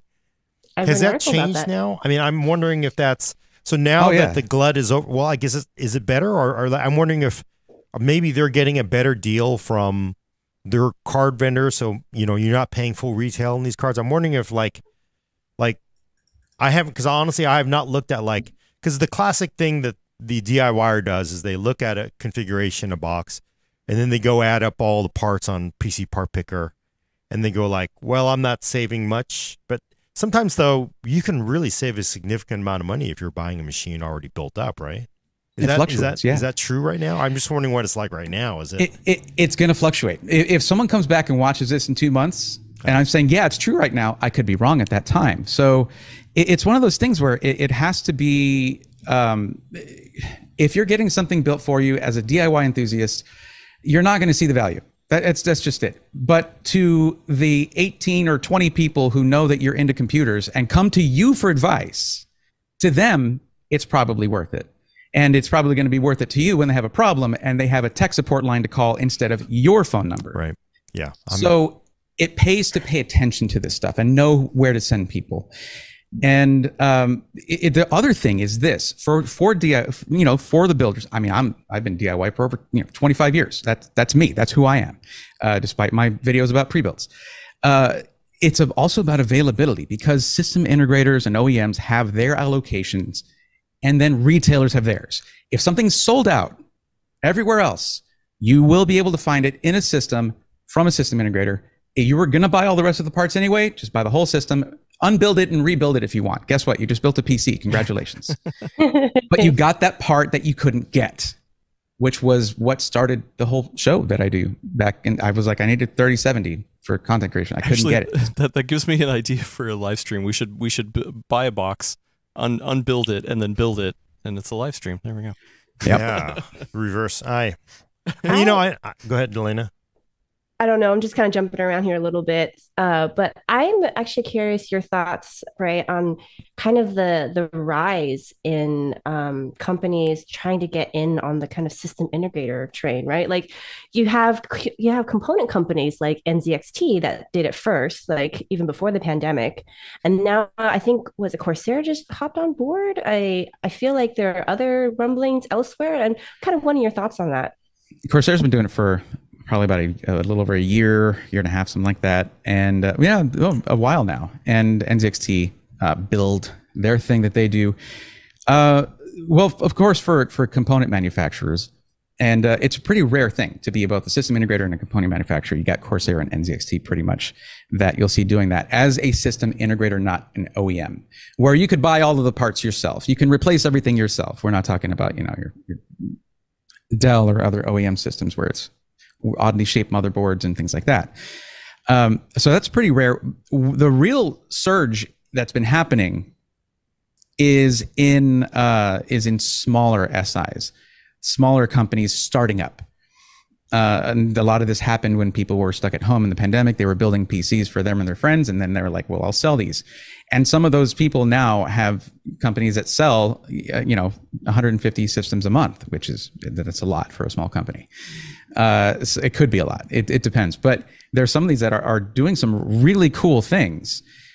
And of course, I'm trying to shed light on that too. I try to show the and here's the fun part is that I get to see how they do, because when my community buys something, they come back and say it. They come back and report. So if I do a review on one computer, that's not a very big sample size. It's one computer. They could have gotten that one right and every one of the other ones wrong. But when you have hundreds or thousands of people reporting back. That's when you get real good info. And some of these companies are really giving great customer service at their own losses. You know, they're losing money. So that to me is what's really exciting, is to see sort of some people who took that opportunity where they're at home and they're doing something and they find something that they're doing something they already love to do. They get their buddies who do it, and then they hire their buddies, and then suddenly they have a company. And some of these are doing some really, really exciting stuff. So that's where that's sort of something that I like to point at, because they're, you know, like you said, I mean, like I said, OEMs, they have plenty of marketing budget, but yeah. But when it comes, sorry, go ahead. I was gonna say, just what kind of trends or what kind of cool stuff are they doing then? Well, like I was talking about the custom artwork, where you can just have it a one of a kind system made just for you. And there's some that are doing things like bucking the trends or pushing larger SIs to do better price-wise, because these smaller companies are coming in and undercutting them with better performing PCs, with better quality assembly, and better warranties for less money. I don't, you know, and that's the thing, is they're like, this is going to be a loss leader for me. I'm going to lose on this, but it's going to get my new brand name out there. It's going to get awareness, brand awareness. And it's not just doing that. It is pushing larger companies that can totally afford to lower their prices to lower those prices. So it's actually a really exciting time, I think, right now in the industry. Yes, there have been lulls. There have been times where it wasn't that exciting. This is a pretty good time right now, particularly with the competition between, you know, chip manufacturers and all of that, and Intel entering with the, you know, GPUs. There, with all of that mixed in, there's so many options for SIs and for builders to research and say, hey, this really works and no one's doing it. Bam, they sell it and it does well. So it is an exciting time for that. But when it comes to larger component manufacturers, as you're asking, like NZXT and Corsair, I actually kind of like the idea of companies that do both, because it's like, oh, we can't get those fans or whatever. Well, no, you make them. You should have them. You know, that's there is that benefit. But then also, if you get a Corsair system, you don't have to worry about having Corsair RGB mixed with another brand RGB and another one, and then you have 3 RGB. It's all under IQ. Little benefits like that lead to quality of life. Those are the kinds of things you want to look for if you're looking at a company like that. You know, it's interesting to me too, because I mean, you know, originally when, you know, 20 years ago, SIs were none of them made their own components. I mean, because that was always, you know, they were basically they would spec out and they would build systems, and we've evolved to the point where, you know, all of the, like, you know, MSI, ASUS, and Gigabyte make their own desktop systems because clearly they have access to the components, and then now you sort of have like Corsair and NZXT, and those did they come pre-built or are they only as kits? I mean, total already built? Or? Well, NZXT does both. They do build kits and they do pre-built. But it's just, I actually think it's actually somewhat of a benefit for consumer too, because, you know, so normally they would sell a cooler or fans or whatever through a retailer. They can actually take some margin off of that now, because like, hey, we're selling it direct to you. You're getting it factory direct, so they can cut a little of the pricing off. So you really do benefit from the pricing from some of these like, again, you buy from MSI, they're using their own GPUs. Hopefully they're going to cut a little bit off to be more competitive. So it's a very different world, and I think it's somewhat beneficial for consumers looking to, you know, stretch pennies. It is blurring that line a little bit too. Yeah, between, it's like, are they OEM? Is that because they're manufacturing some of the equipment, right? But no, they're using standardized components when it comes to, you know, the guts. It's about, you know, everything around it, basically. So NZXT does make motherboards. They do have motherboards, but you'll rarely see that in like their configurator, because you have 3 ways to get a system from them. You can get a build kit, you can get a pre-configured, pre-built, or you can go through their configurator and choose your parts from whatever they have available. And they're like, their motherboards are never in there. I'm like, that's yours. Why don't you have your own stuff where I can choose my parts, or in any of the pre-configured systems? But they don't do high volumes of those, unfortunately. I think they're really nice looking, but, you know, them's the breaks. With Corsair, they don't do anything. They do RAM, but they don't do GPUs. They don't do motherboards. Right. Although you could So- see that happening eventually. I could totally guess. see that happening. Yeah. It's really, I you could- know, the industry's always it's always about eating somebody else's lunch. It's like, you know what? Why should we, you know, let's just eat your lunch instead of eating ours. So it's just Yeah. so funny how many different companies have crossed over the lines to compete with their former customers. That's got to make it really tough. It's like they're leveling up the cut out the middleman theory, and they're like, we'll just be the middlemen. Right. You know, we'll get the profits. I mean, it benefits consumers ultimately. It does. because- It does. But it'll be Yeah. weird because you could see like increasingly for, you know, system integrators or, you know, I guess it probably wouldn't affect, you know, the classic boutiques because they're very high end. But I Right. could see it being a stretch for traditional the system integrators, larger integrators. But I guess what they're Right. doing is like they're going like, okay, you know what? If you're making a cooler, you're making a system compete with us, we're actually going to go to the factory that makes your coolers and sell our own cooler now. So it's just really Right. like, Well, it's that, or the factory goes to them. and Oh, says, yeah. Hey, you need these coolers. We got these coolers.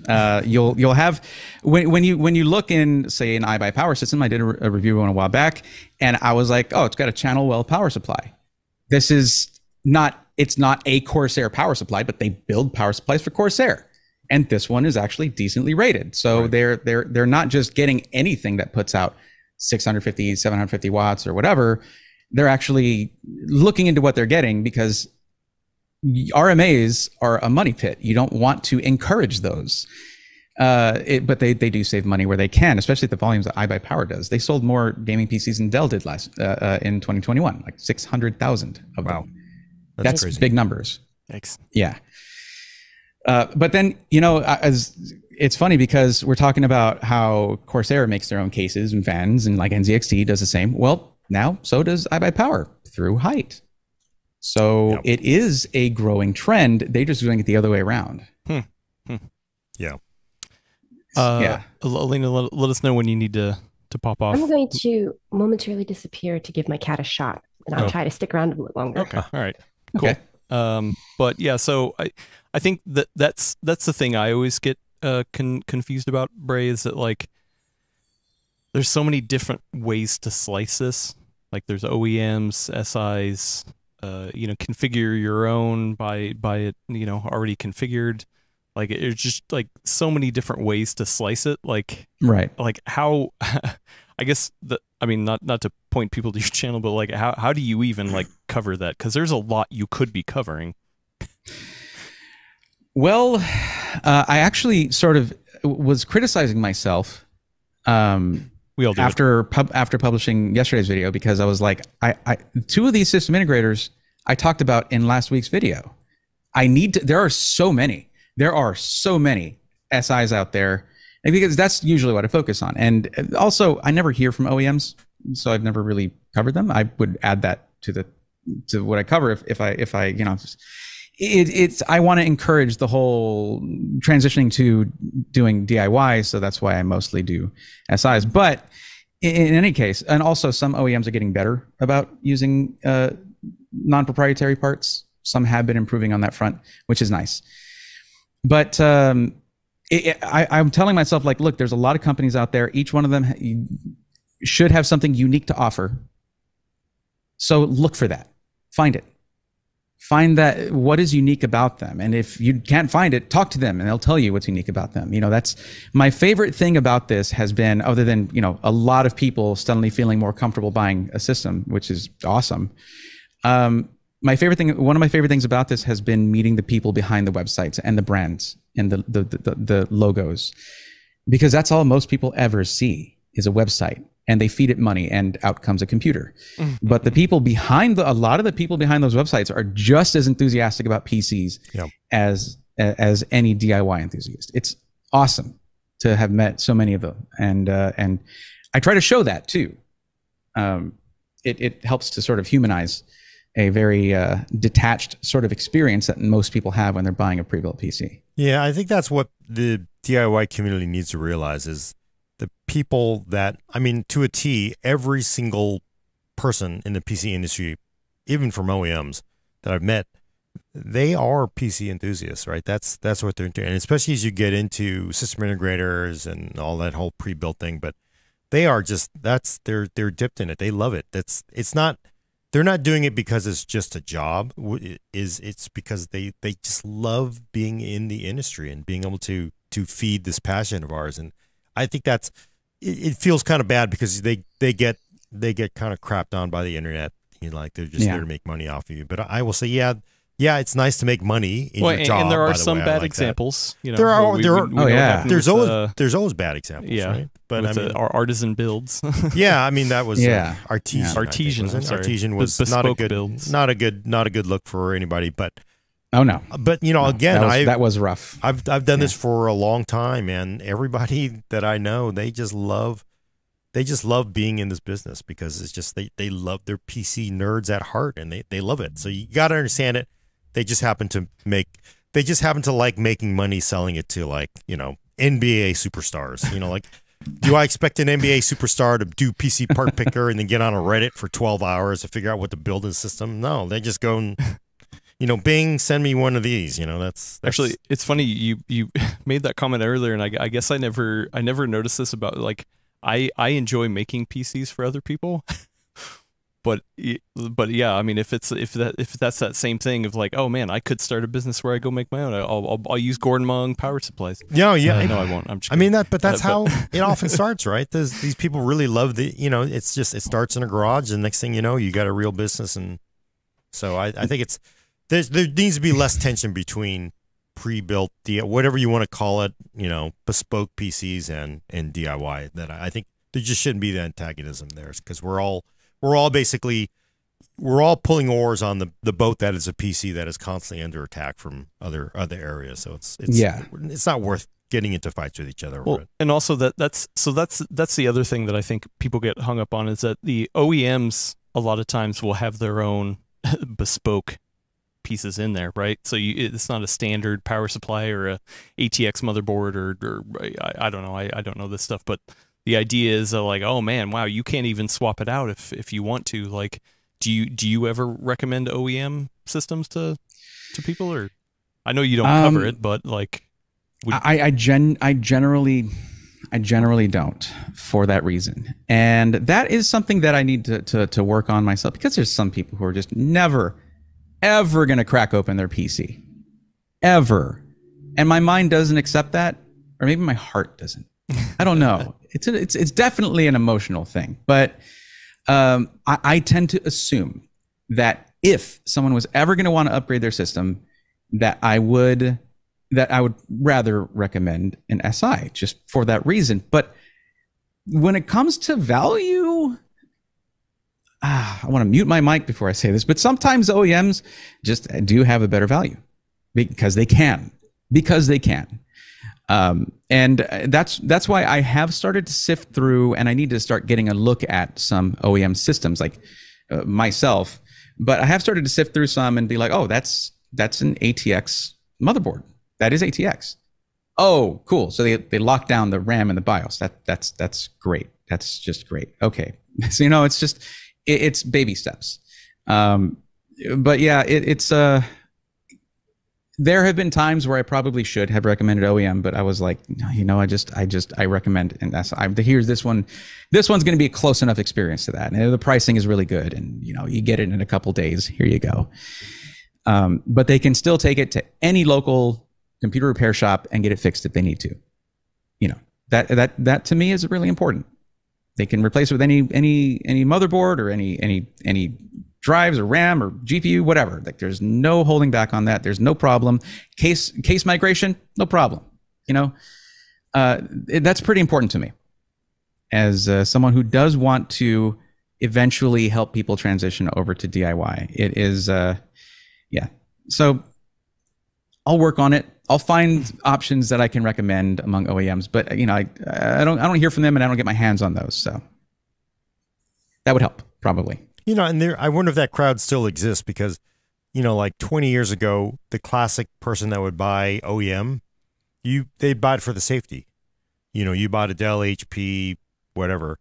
You bought it because it was a big brand. You trust it. They got the warranty. They're going to be there, and I don't know why you care, but they'll be there 20 years. But people just, like, you want to buy a Buick, kind of like.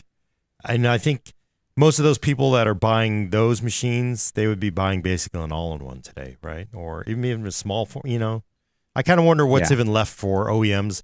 And it feels like most of them have moved into, commercial space desktops, which we don't care about, which is just, box for the doctor's office. And then email, Excel. Machines. Yeah. Thin client. Yeah, but they were their rules in all-in-ones and all that in laptops. That's probably where their bread and butter they're is. trying because, was it a year, 2 years at this point? I don't know what time is anymore. But Adam, you and I looked at that HP Omen, right? Where it had 30L, some, I think it was. Yeah, where it had some parts where you could just swap out. So it was like it was from an OEM, but it was definitely had kind of that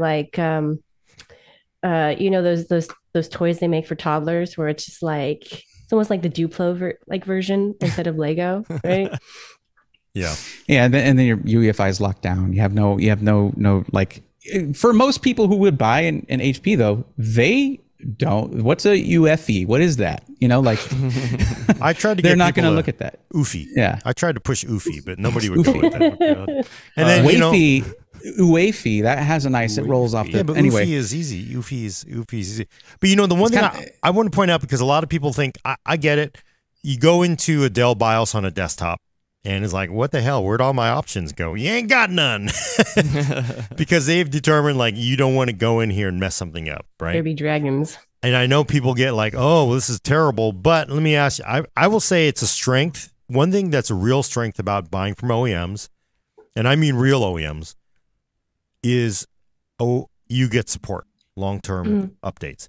Because, typically, if you're buying from SIs, smaller ones, and they're doing just basically off-the-shelf boards. The board is 3 years old, and basically there's some major security issue. Good luck on getting that updated, because then you have to get the motherboard maker to issue the update for it. Your odds of getting that are really low. Whereas when you're looking at HP, Lenovo, Dell, right? They're like, you know what? Our lawyers say we need to push out this high-risk security update. And I've seen there's they actually get support for wow, I can't believe this machine is ancient, but they're actually still getting updates because of the legal that is a benefit. And I am writing out sort of a list of pros and cons for both. And that is a benefit. But I will say about the SI you mentioned with the 3-year-old motherboard, but I wouldn't necessarily be on my channel recommending that SI. The ones that I do are they're more about, hey, we want they can't afford to not provide good support. Right. They have too few customers, and word of mouth can be devastating at that size. How many people out there are saying Dell's terrible, and how many systems is Dell selling anyway? Right. Well, I mean, total, they sell, 10 million, 12 million. I mean, they sell millions and millions of machines. But yes, I kind of think. But my experience has been for a lot of smaller companies, they don't have the ability to push Asus, MSI, Gigabyte, ASRock to push the update for a KB Lake KB Lake motherboard, right? So a KB Lake motherboard actually could, if there's a serious exploit, and you just ain't getting it, right? They've just kind of written you off at this point. And well, I mean, the SI is not a parts manufacturer. That's not really on them. I know. That's why I think that's kind of one of those. And same thing, if you're DIY, you're in the same boat. That's the same problem as DIY. You're in the exact boat. But I mean, it's this weird strength of you know what? Somebody at a large OEM was like, we got money to lose here. Let's push this out, right? Because they've got their own BIOS team writing the. It is actually a strength of large OEMs, I think, if you're really into getting those severe security updates. They patch machines that were all of the DIY classic, retail boards are tough luck. You're gonna have to buy a new one, right? But the OEMs, there's too much legal risk. That's part of their charm. Come on. It is, yeah. And then you go in the BIOS, it's where's the option? I can set time and the date.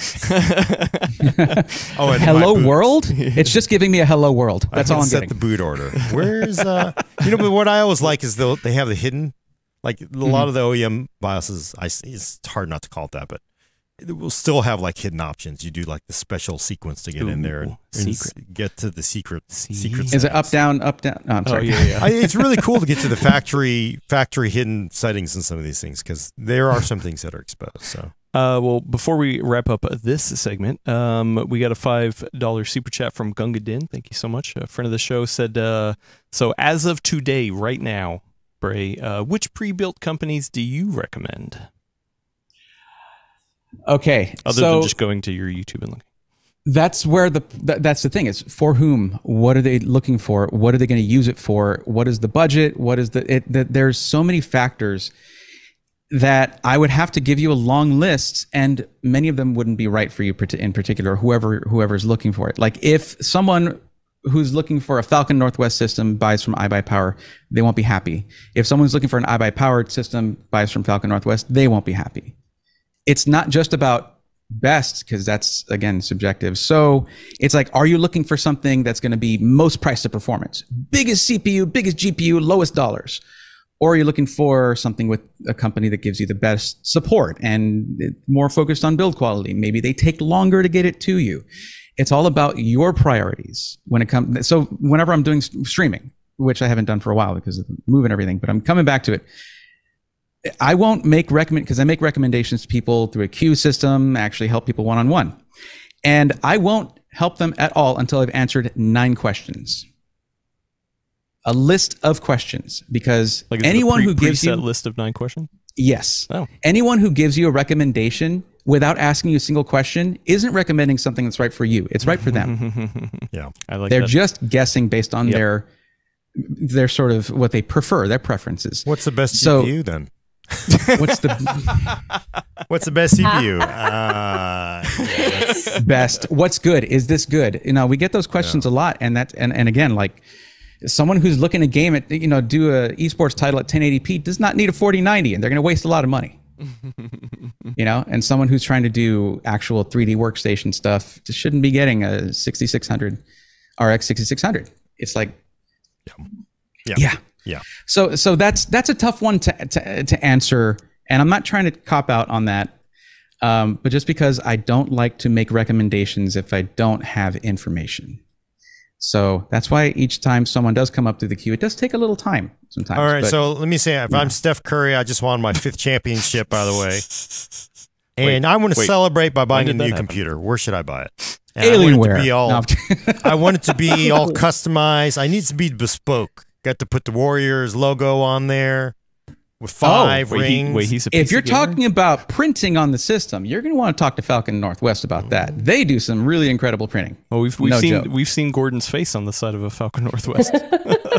we can't still have that. It. Yeah, that's amazing. Can I have that side panel? I'll put it in my. I will put it in the set. I will do it. I've got the side panel. So it does depend. So like, okay, let's dial it up. I'm going to make up with this next person. The next buyer is, you know what? Just had like twins, you know, work is hard. I want a new gaming PC. I just need something, but I don't want to spend $1 million on it. It's got to have RGB. I need to play, you know, probably 1440p gaming. You know, normal aspect ratio. No, Pretty easy to achieve. Not high res. I mean, not high refresh. And basically just to get a game on, you know, because you got to get away from the kids sometimes.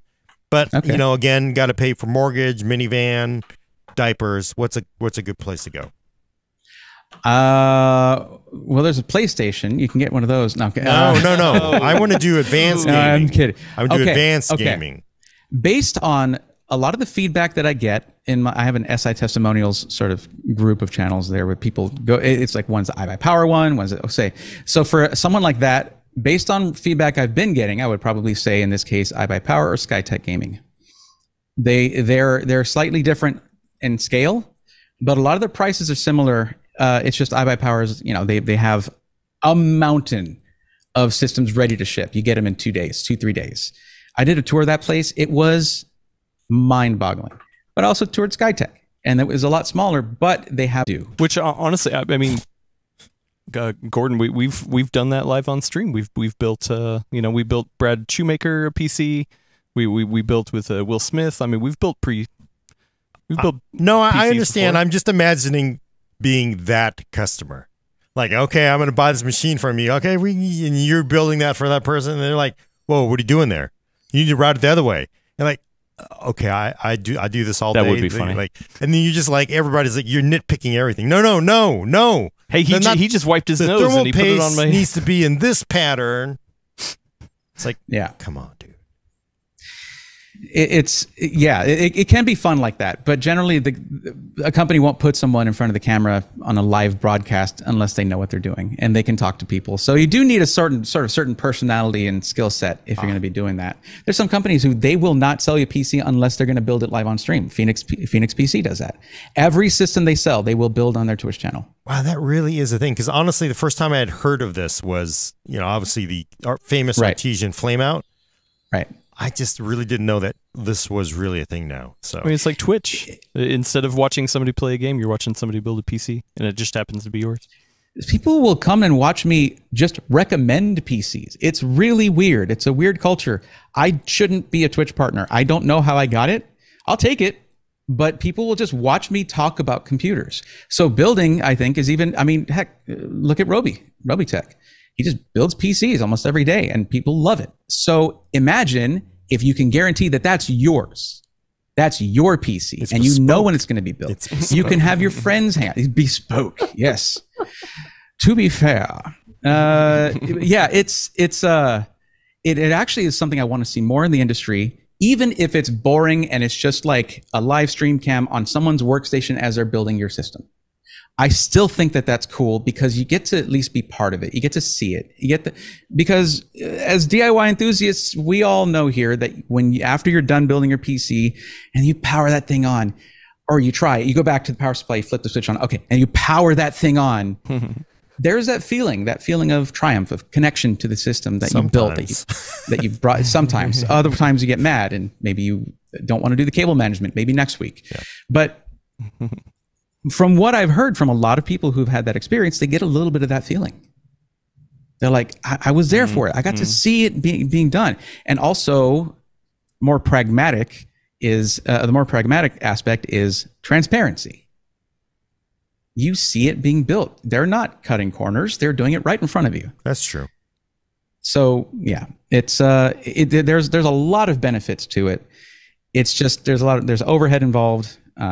And you have to have people willing to be on stream. And most companies that are starting to do it on request, which is fine by me. Elena, I don't like what you put in chat, but don't worry about it. You were so squeamish about this. Oh my God. So for the audio listeners, I was like, it's like watching your kid get born. Oh, yeah. Yeah, we can go back to that. Let's not. Adam is so squeamish about this. It is hilarious. We've got Alexander PCs here. They build on stream by request as well. And we had somebody in the chat. Jerry said that they would buy a computer built by Gordon. So there you go, Gordon. You sold one computer that you can build live, and then they could stream their like when they get it. What the hell? What is up with this? Yeah, that would be pretty funny. I like Falcon Northwest here. We want a live build with live Gordon rant and live Elena Price comparison commentary. Oh, there you go. Yeah. Yeah, I don't know if you know Bray, but I'm kind of known for the teal hunting. I'm not. Yeah, I've seen the podcast. Yeah. Oh, have you? Okay. She's the expert at it. Yeah. She takes night classes just to like get the free Windows license. That's just crazy. Look, man, I'm getting such value out of that. I'm getting an education in something I want to learn, and I get free stuff or huge discounts. On that note, though, I really do have to go. I wish I could stay for the full show. Unfortunately, I have to go. We're almost done. We just wrapped up some Q&A. Thank you, Elena. Yeah, thanks for coming. Great chatting. Good hanging out there, See you everybody. later. Yeah. Bye. And then Deals call. My wife Lindsay in the chat said that if you bought a PC from Gordon, it would end up coming to your house smelling like Coors Light and Egg McMuffins. So, yes. Wow. Some might find that to be a plus. That's bespoke. It's a bespoke scent. I guess you could, actually come to think of it, if most new machines you get, sometimes you get that burnt PCB smell, that horrible chemical smell. I'd have in my Gordon PC business, you would exercise that smell and make sure it has like a really nice lavender or something, kind of like when you open it up, because it really does kind of rich mahogany. Mahogany. Oh wait, maybe you know what? That's the next thing. So you basically have some kind of internal smell that it comes out of the case. So the fans are running. So it like puts out, what the heck is that? It's aromatherapy. Aromatherapy PC. So you can get with like the, what is it? The plugins, the Glade plugins. Plug it in, plug it in. And we all know there's plugins are already a thing on PC. Yeah. They're software, but like, you know, hardware plugins. I'm kind of liking this idea where it just basically puts out the aroma that's nice. And the Glades are kind of overpowering, smells like plastic, but you know, like the ones you get at the organic food store or something like that, where it's super expensive. Or just skip putting a CPU cooler on there and use it as a wax heater. Just have that put it sideways, have it as a little wax. All right, well, I mean, it sounds like you have a future past PC World, Gordon. You're going to go build your own PCs live on stream and make them scented. So and use your own power supplies to blow up. I like it. And Joshua says plug-in scent card. Yes, there you go. There you go. That's why you need all this PCI slots. Anyway, we should move over to Q&A, shall we? Yeah. Because I was hungry before we even started. So luckily we don't have too many. If you have a question, get them in the chat right now. At PC World is the best way for me to see it. But if you're watching or listening to this later, there's a link in the description to go over to our Discord, and there's a channel where you can put questions at any time, any place, and hopefully they will be answered here on the stream. So as we wait for some new ones to come in, I do have a $5 super chat from George Vieira. Thank you so much. I appreciate it. Said if this kind of goes back to your earlier talking about JEDEC. Said if anything above JEDEC is overclocking, Gordon, and not guaranteed performance, shouldn't reviews first focus on JEDEC, then test how well the CPU would overclock? Well, I mean, as a reviewer, you have to pick what's going to fit in the timeline that you have to review a CPU. So, yeah, ideally, it would be great to test infinite combinations. Like originally, I used to test, maybe 7 years ago here, I used to test fully loaded, so I'd load up all slots, and these are 4-DIMM boards, so most of the CPUs are not going to hit those really high clocks, and that was kind of my cheap way to say, oh, this is a way to run not higher clocks. Eventually, I went back to just basically because everybody was so aggro over the original Ryzen 1000 series. You got to have the memory up. I think it makes, again, this really does speak to 99.9% of the time running XMP or Expo is perfectly safe, is the belief that we've all lived in. We've hit this kind of weird speed bump where it isn't really safe right now, but I think within 48 hours to this week, we'll be back to 99.9% of the time it's perfectly safe. So I would prefer to see a CPU that's, $500 be run with memory that is appropriate for it, rather than running, the $5 memory with no heat spreaders on it that people just don't buy. People are paying premium for RAM. They're paying premium for the RGB. So I'd rather see it run up at higher clocks rather than just simply only JEDEC. It would be nice, again, to be able to run, 20 hours worth of test with it at a different memory clock, but that's sometimes just not in the cards. Okay, yeah. Actually, do a lot of the pre-builts, do they configure it with XMP or Expo? Generally, that's part of what I look at, and most do. Yeah. There was actually, I believe I remember one that changed this policy, but had a policy of not doing it because it's an overclock, and that can void your warranty. But eventually, they relented on that, and they were just like, okay, we'll just do it. So, it's and I think I mentioned this in our first video together, which was at CES, where because the company didn't do the XMP, they didn't find out that the motherboard was flawed in that it was incapable of it. It wasn't working. So it is pretty important to at least be sure of that. If someone's if any system integrator is selling anything with an Arc Alchemist GPU, they better have rebar on, because that severely affects performance. Right. So there's these little things that I do need to look for. The cool thing is when I find something like that, and I'm like, here's why this is important. And this is still somewhat odd to me, but companies have changed policies based on some of the things that I found. That's why we can't ignore this industry. It needs our scrutiny and our attention, because sometimes we'll find things that they're like, oh, well, we'll fix that. Right. And that's great. A whole bunch more consumers are going to be better off for that. So yeah, those are definitely things to look out for, though. Yeah. And especially, because especially if it's a very high volume builder, not every builder is going to be the best, right? So they have to go through a checklist. Maybe, we all get products where somebody was looking at their phone instead of concentrating their job. So it's actually a good thing to do, I think. Yeah. And it is funny that there is just sort of an assumption that that system wasn't tested, and that company doesn't. In my iBuyPower tour video where I toured the facility, I had someone comment that iBuyPower never tests or burns in their systems. I have a whole section walking through their massive burn-in and testing area, stress testing area. It's all for show, Bray. I gave. Oh, right. Fair enough. It's 3D rendered.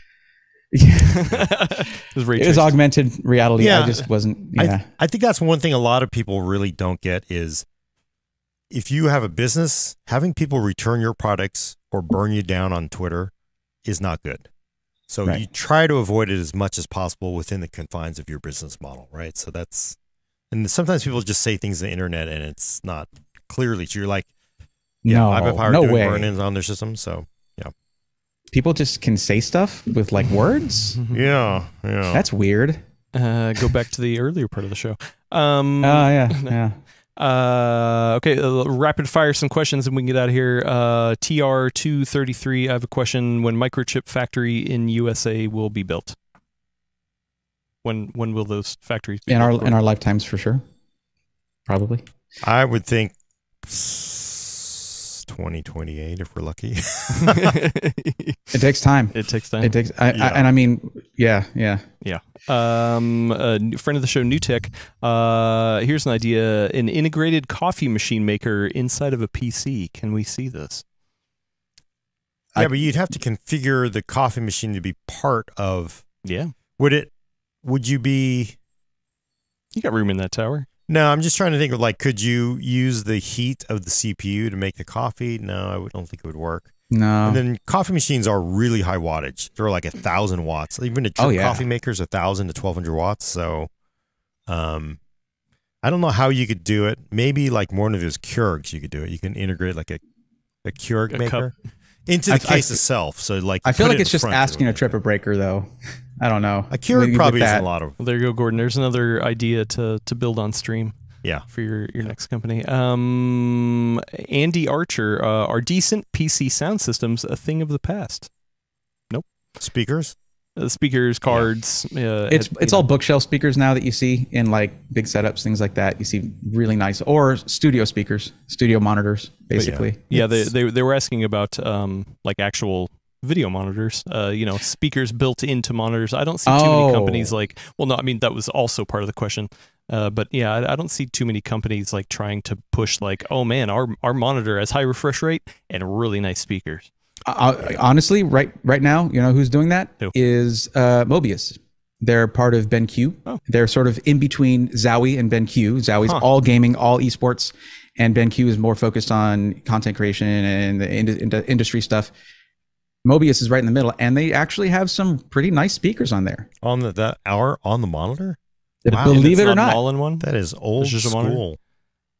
Yeah, It's not an all-in-one; it's just a monitor. Yeah, but it has decent sound on there. I was as surprised as you are to hear it.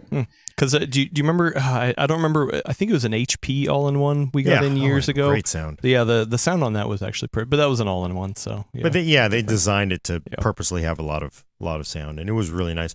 I would say game bars are probably the most modern way because 99% of RGB blinged out machines people are playing with headsets. But if you actually want speakers, it seems like game bars. I like that creative one still. I love that RGB. Yeah. I've been using the V2 version. What is it? The Katana V2. Oh yeah, the Katana. And then we saw it at CES, the newest Razer one. Yeah. I don't remember. And that one's got really advanced features. It feels like PC-based game bars are the way people are going rather than trying to. If you're already paying $800, but headphones is still the way. Yeah, they understand 99% of people are using headphones. So I haven't tried a game bar. I'd like to. I'd like to try one of those. Yeah, I mean, yeah. it replaced the old classic Klipsch, 2.1s that are. I mean, they still make them actually, but And you got to have room in front of your monitor. I mean, Yeah. it's a size thing too. yeah. I used to have that old Logitech 5.1. Oh, the Z690s, nice. 590s, and 690s. Yeah, Yeah, I used to apparently have go for that. big bucks now. Yeah. Daniel Clifton, how much has the GPU shortage recovered? I mean, I'd say stock has recovered, right? I would say You can mostly readily get inventory stuff. availability is recovered. Prices have not recovered. I mean, prices Prices, you're going the other way. recovered to a certain degree. I mean, they're not as bad as they were, so Well, it doesn't mean they're good. I would say they have. You're right, because I mean, honestly, the fact that you can get if you can get a 4090 for I don't know $1,600, Which you can. if you were to rewind that into the 3090 days, that would have been like $3,000 card because that's just the way it was. It was insane back then. So I guess to be fair, they have recovered. I don't think they've full on recovered to the point where all GPUs must go. So Nvidia and AMD have been fairly resistant to lowering prices. It's possible they just can't because costs, but it's also possible that it's still too messy because there's just way too much out there, and hopefully things will be better in 2 years. Hopefully AI doesn't ruin everything. So Yeah. The reality is Nvidia has an obligation to their shareholders to make them money. And that's why Yeah. right, that's why they're like, oh, 4070s aren't really selling that many. Stop sending them out. We're going to artificially control the supply. They have the right to do that, and they have the obligation to make money for their shareholders. We don't have to be happy about it. I'm not. right. And you have the right to vote with your wallet. Is and that buy, actually buy been, something else? Has that Exactly. been confirmed too? I kind of wonder if the 4070 has been actually confirmed or just simply. I believe there was a comment in an earnings call or something like that. I don't quote me on that, but I think there was something about that. Quoted by Burrythorn. Sometimes you get that ripple, and I have seen the headlines that the 4070s they basically sort of like put a pause in some productions, but again, none of that is external. For all we know, they said, you know what, we need to pause this because we're going to do a spin or something. Who knows what's going on? We don't know. So, but I never take anything as fact until I hear it on the record from somebody with official. So, Keeves, thoughts on mini LED monitors? Ready for prime time or just go LED? Gordon, God, I haven't. Have they actually introduced mini LED panels yet? didn't we see some at CES? I saw the first time we saw them. We saw mini LED at the NVIDIA last time we were at Computex. 2019, really? Yeah, or before, maybe even a year before. But it's been a long time. It's supposed to be competitive with OLED. I would imagine that first gen is not going to be quite there. So I would probably want it to age a little bit, although there might be some advantages it has. I mean, a higher peak brightness, right? But then OLED, which is the weakness of OLED, right? Other than some burn-in issues. But I mean, yeah, it's that's I think that's a wait and see. Yeah. But it's going to get there. It'll be fun, hopefully. Oh yeah, I forgot it was They're in in laptops, yeah, but I mean laptop. desktop. Yeah. Yeah, we've seen them in panel. We've seen them in laptops, but we mean for desktop. But we saw it was a mini LED at NVIDIA in 2019, right? So, T-Rev, what's great about small form factor? they're small. It is a form factor for sure. They are very portable. More portable than a full desktop. They are small. Building them is a Wow. lesson in patience, which is good. It's Wait, good for the man, soul. I thought I What? thought I was going to read this and you were gonna be like, nothing. Move on. Next because, question. Look, I personally think they're a pain in the ass to build in. You obviously can't get into the same performance levels. That's just true now. no, by the way, no. Oh, Yes, you really? can. Don't worry. Don't worry. I still have that video. Oh, I can buy any small form factor box and put the biggest 4090 in it. No, I can't. Right? Nope. I just look. There are real negatives. There are positives, and that's just my job is to tell you that. And I'm gonna tell you, it's a pain in the ass to build in a small form factor versus a big ass tower. That's just simple physics. So I'll add on to that and say that before building a small form factor myself, which I think everyone should try before they comment on how easy or how hard it is lately, is that some of these newer ones are actually really damn easy to build in. Surprisingly easy to build in. Yep, Gordon's sucking on. But also, I learned more about building PCs when building small form factors than I ever did in towers, because I was just like, throw it in. I don't even need to care about cable management or anything. I just throw it in there. Don't even care about heat. Just do it. So I had to learn about like organization, cable management, heat, like, and like downloading fan control and setting custom curves. So it forced me to learn to be a better PC builder. So like, I'm always going to see that as a positive. So that's mine. Kelt there says, let us cut our knuckles for you. Yeah, and the frag box is obviously and the Tiki. Good, yeah. The Tiki and the frag box, right? Both of those. But they are small and portable. Yes. And you can fit a large 4090 in them. So you brought that up. Peter Burston. So funny enough, I haven't done it, but one of the cases I have, sorry, this is back to the small form factor thing. You can actually fit a 4090 in a small form factor in a 10-liter case. So yeah, it happens. Yeah, it does happen. Yeah, it does. You can drive with your feet too. Yeah, it does. You shouldn't. Anyway, Peter Burston, what are some good tools to stream building a computer for an audience? Thinking I might stream one for my friends. I thought this was kind of a fun one. One invaluable tool, for this, a Lazy Susan. 100%. You know that little platform? It spins around. You put it on there. You can show different angles. You can reach it without having to walk around the table. Absolute must and pretty inexpensive. Yeah, I think Brett at UFD Tech uses one too. I swear to God, I thought I saw him using it. So, wow. Yeah, it's very, very helpful, especially if you have like back problems, stuff like that. So that is really lazy. I blame Susan. That wasn't me. That's true. I didn't invent it. It's true. It's true. Now, other ones, you probably want to have something like a top-down camera as well. That is nice to have other than your main one. That's a good thing for when you're doing the motherboard stuff. You don't have to have it standing up, which is a circus act usually, but something some feel is necessary. So good sound. Yeah. I was going to say, so I don't know how much, you're talking about, but yeah, I mean, you need a computer obviously to put it out. OBS is it's free and very powerful. You can configure it, many different ways. Some sort of capture device to get your camera in, or you could use webcams. It happens. Multiple cameras is always nice. Yes, to have one on you and then one above. But then good audio is like the main thing, because if you could have all the amazing cameras and lightings and setup, but if you can't hear what the person's, and maybe it's an ASMR stream. I don't know. Maybe you don't want to get heard. Maybe you just want music playing in the background. But if you want to get heard, great audio is the way to go. And usually you don't want to worry about or rely on like a webcam microphone or a DSLR built-in microphone or something like that. Right. You can get pretty cheap lavalier mic solutions and things like that. So yeah, if a stream looks great but sounds terrible, people don't want to watch that. But if it sounds great and looks just okay, you're usually ahead of the game. And I will say though, sound and lighting lighting is still important, especially if you're trying to show the inside of a PC case. Oh, for sure. Yeah. So I would put sound and lighting to be able first. To see things. Yeah, for sure. Okay. Last question, then we'll get out of here. Mortius Maximus, Gordon, do you use air or AIO cooling on your personal rig, and why? It's a CLC. My main reason is I just think these gigantic air coolers get in the way of accessing RAM.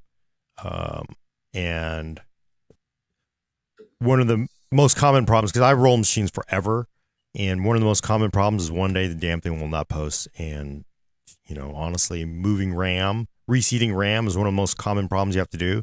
With the air cooler, that is a pain in the butt. So it's just a lot easier with the CLC installed. So that's generally the reason why I favor it. Most people actually, CLCs have frankly taken over. I mean, actual air seems like a much, much smaller portion other than just stock cooler. But most people are running liquid because it's just the way to go for most people. So I don't see why you wouldn't do it. Agreed. Yeah, I do want to mention Roving Cyclops is correct. There was a super chat that was directed at me that Yep. didn't get addressed. Yeah, You want me to just hit that I real was quick? gonna, so gave us $550 Canadian dollars. Thank you so much. Wow. What does Braithorn think about pre-built companies offloading the build part on consumers and for the same price as a pre-built like NZXT BLD? We did talk about that earlier, but if you want to hit it again. I don't think they're offloading it. It's actually a service. They're putting it all together. It's all boxed up. Has instructions that they had to write out, illustrate, and print, or instructional videos, things like that. It's actually for the person who wants to just have the build experience and not because for some people, specking out their build and making sure it's all compatible is a stressful part. They take that part out of it. So for the consumer that's right for, there's value there. It's the perfect solution. But if it's not for you, then you won't see the value in it. Well, and also years ago, we did do a live build. Elena led the live build of one of those BLD kits and kind of went through showing, and we showed the instructions and all that stuff. So if you want to see that example, do it. We're in talks with Corsair to do one of their systems as well. So so hopefully we'll see that soon. But yeah, we got a couple other questions, but I'm sorry. Yeah, we're running short on time. We've already blew past what I expected us to do, but we're having a good time. Sitting here with Bray. I'm so glad to have you on, man. It's been a good time. Yeah, thank you for having me. This was a pretty surreal experience for me, and I really enjoyed it. So thank you very much. Yeah, always fun. And Fun. we'll have to do some videos soon too. Okay. Yeah. Look, stay forward to that. Look forward to that. All right, I'm going to take us out. Get us out of here, Gordon. Check back next week for your fix of PC Talk on the Full Nerd. For audio listeners, subscribe to us on iTunes, Google Play, Spotify, or Stitcher, and please leave a review if you're on one of the services. Every time you do, someone will use the word bespoke in a way it's not intended to be used. Send questions and comments to thefullnerd@pcworld.com. Thanks for coming. I'm Gordon Ung with Elaine E. Bye. And Bespoke with you later. Which, by the way, you can catch on Braithorn, basically BRAE Thorn on YouTube. Go over there, like and subscribe. Check out those cool videos on basically covering the SI industry the way it should be covered. Nice. Yeah. Thank you. And Adam Patrick Murs can hit that switch. Also, we did get 2 reviews in. Thank you so much. One of them gave us 5 stars. One of them gave us 4 stars. That's okay. I'll take it. I'll take it. Hey, that's we okay. didn't have to ask. We should read it. What do they? Well, I want to read the 2-star one. What's it say? We didn't get 2 stars. It was 4 stars. The headline says mustache ? No, a top-notch tech show. Listener since a long time, always enjoyed chats and reviews on recent tech news and releases. This was Kurt VBD or Decibel. Kurt V Decibel. Thank you, Kurt. And the 5-star one was from Coffee. Oh, friend of the show, Coffee. Yes. Oh, this is one we talked about last week. 5 stars. The secret of the Full Nerd success is the synergy and camaraderie ship of its 4 hosts. If you are a nerd, this show will cheer you up every time. Oh, thank you. It's a good time hanging out here. So, yeah. Thank you for the reviews. And I'm going to take us out of here. I forgot to get ready to hit the button, and I'm going to do it now. Bye. Thanks, everyone. Bye.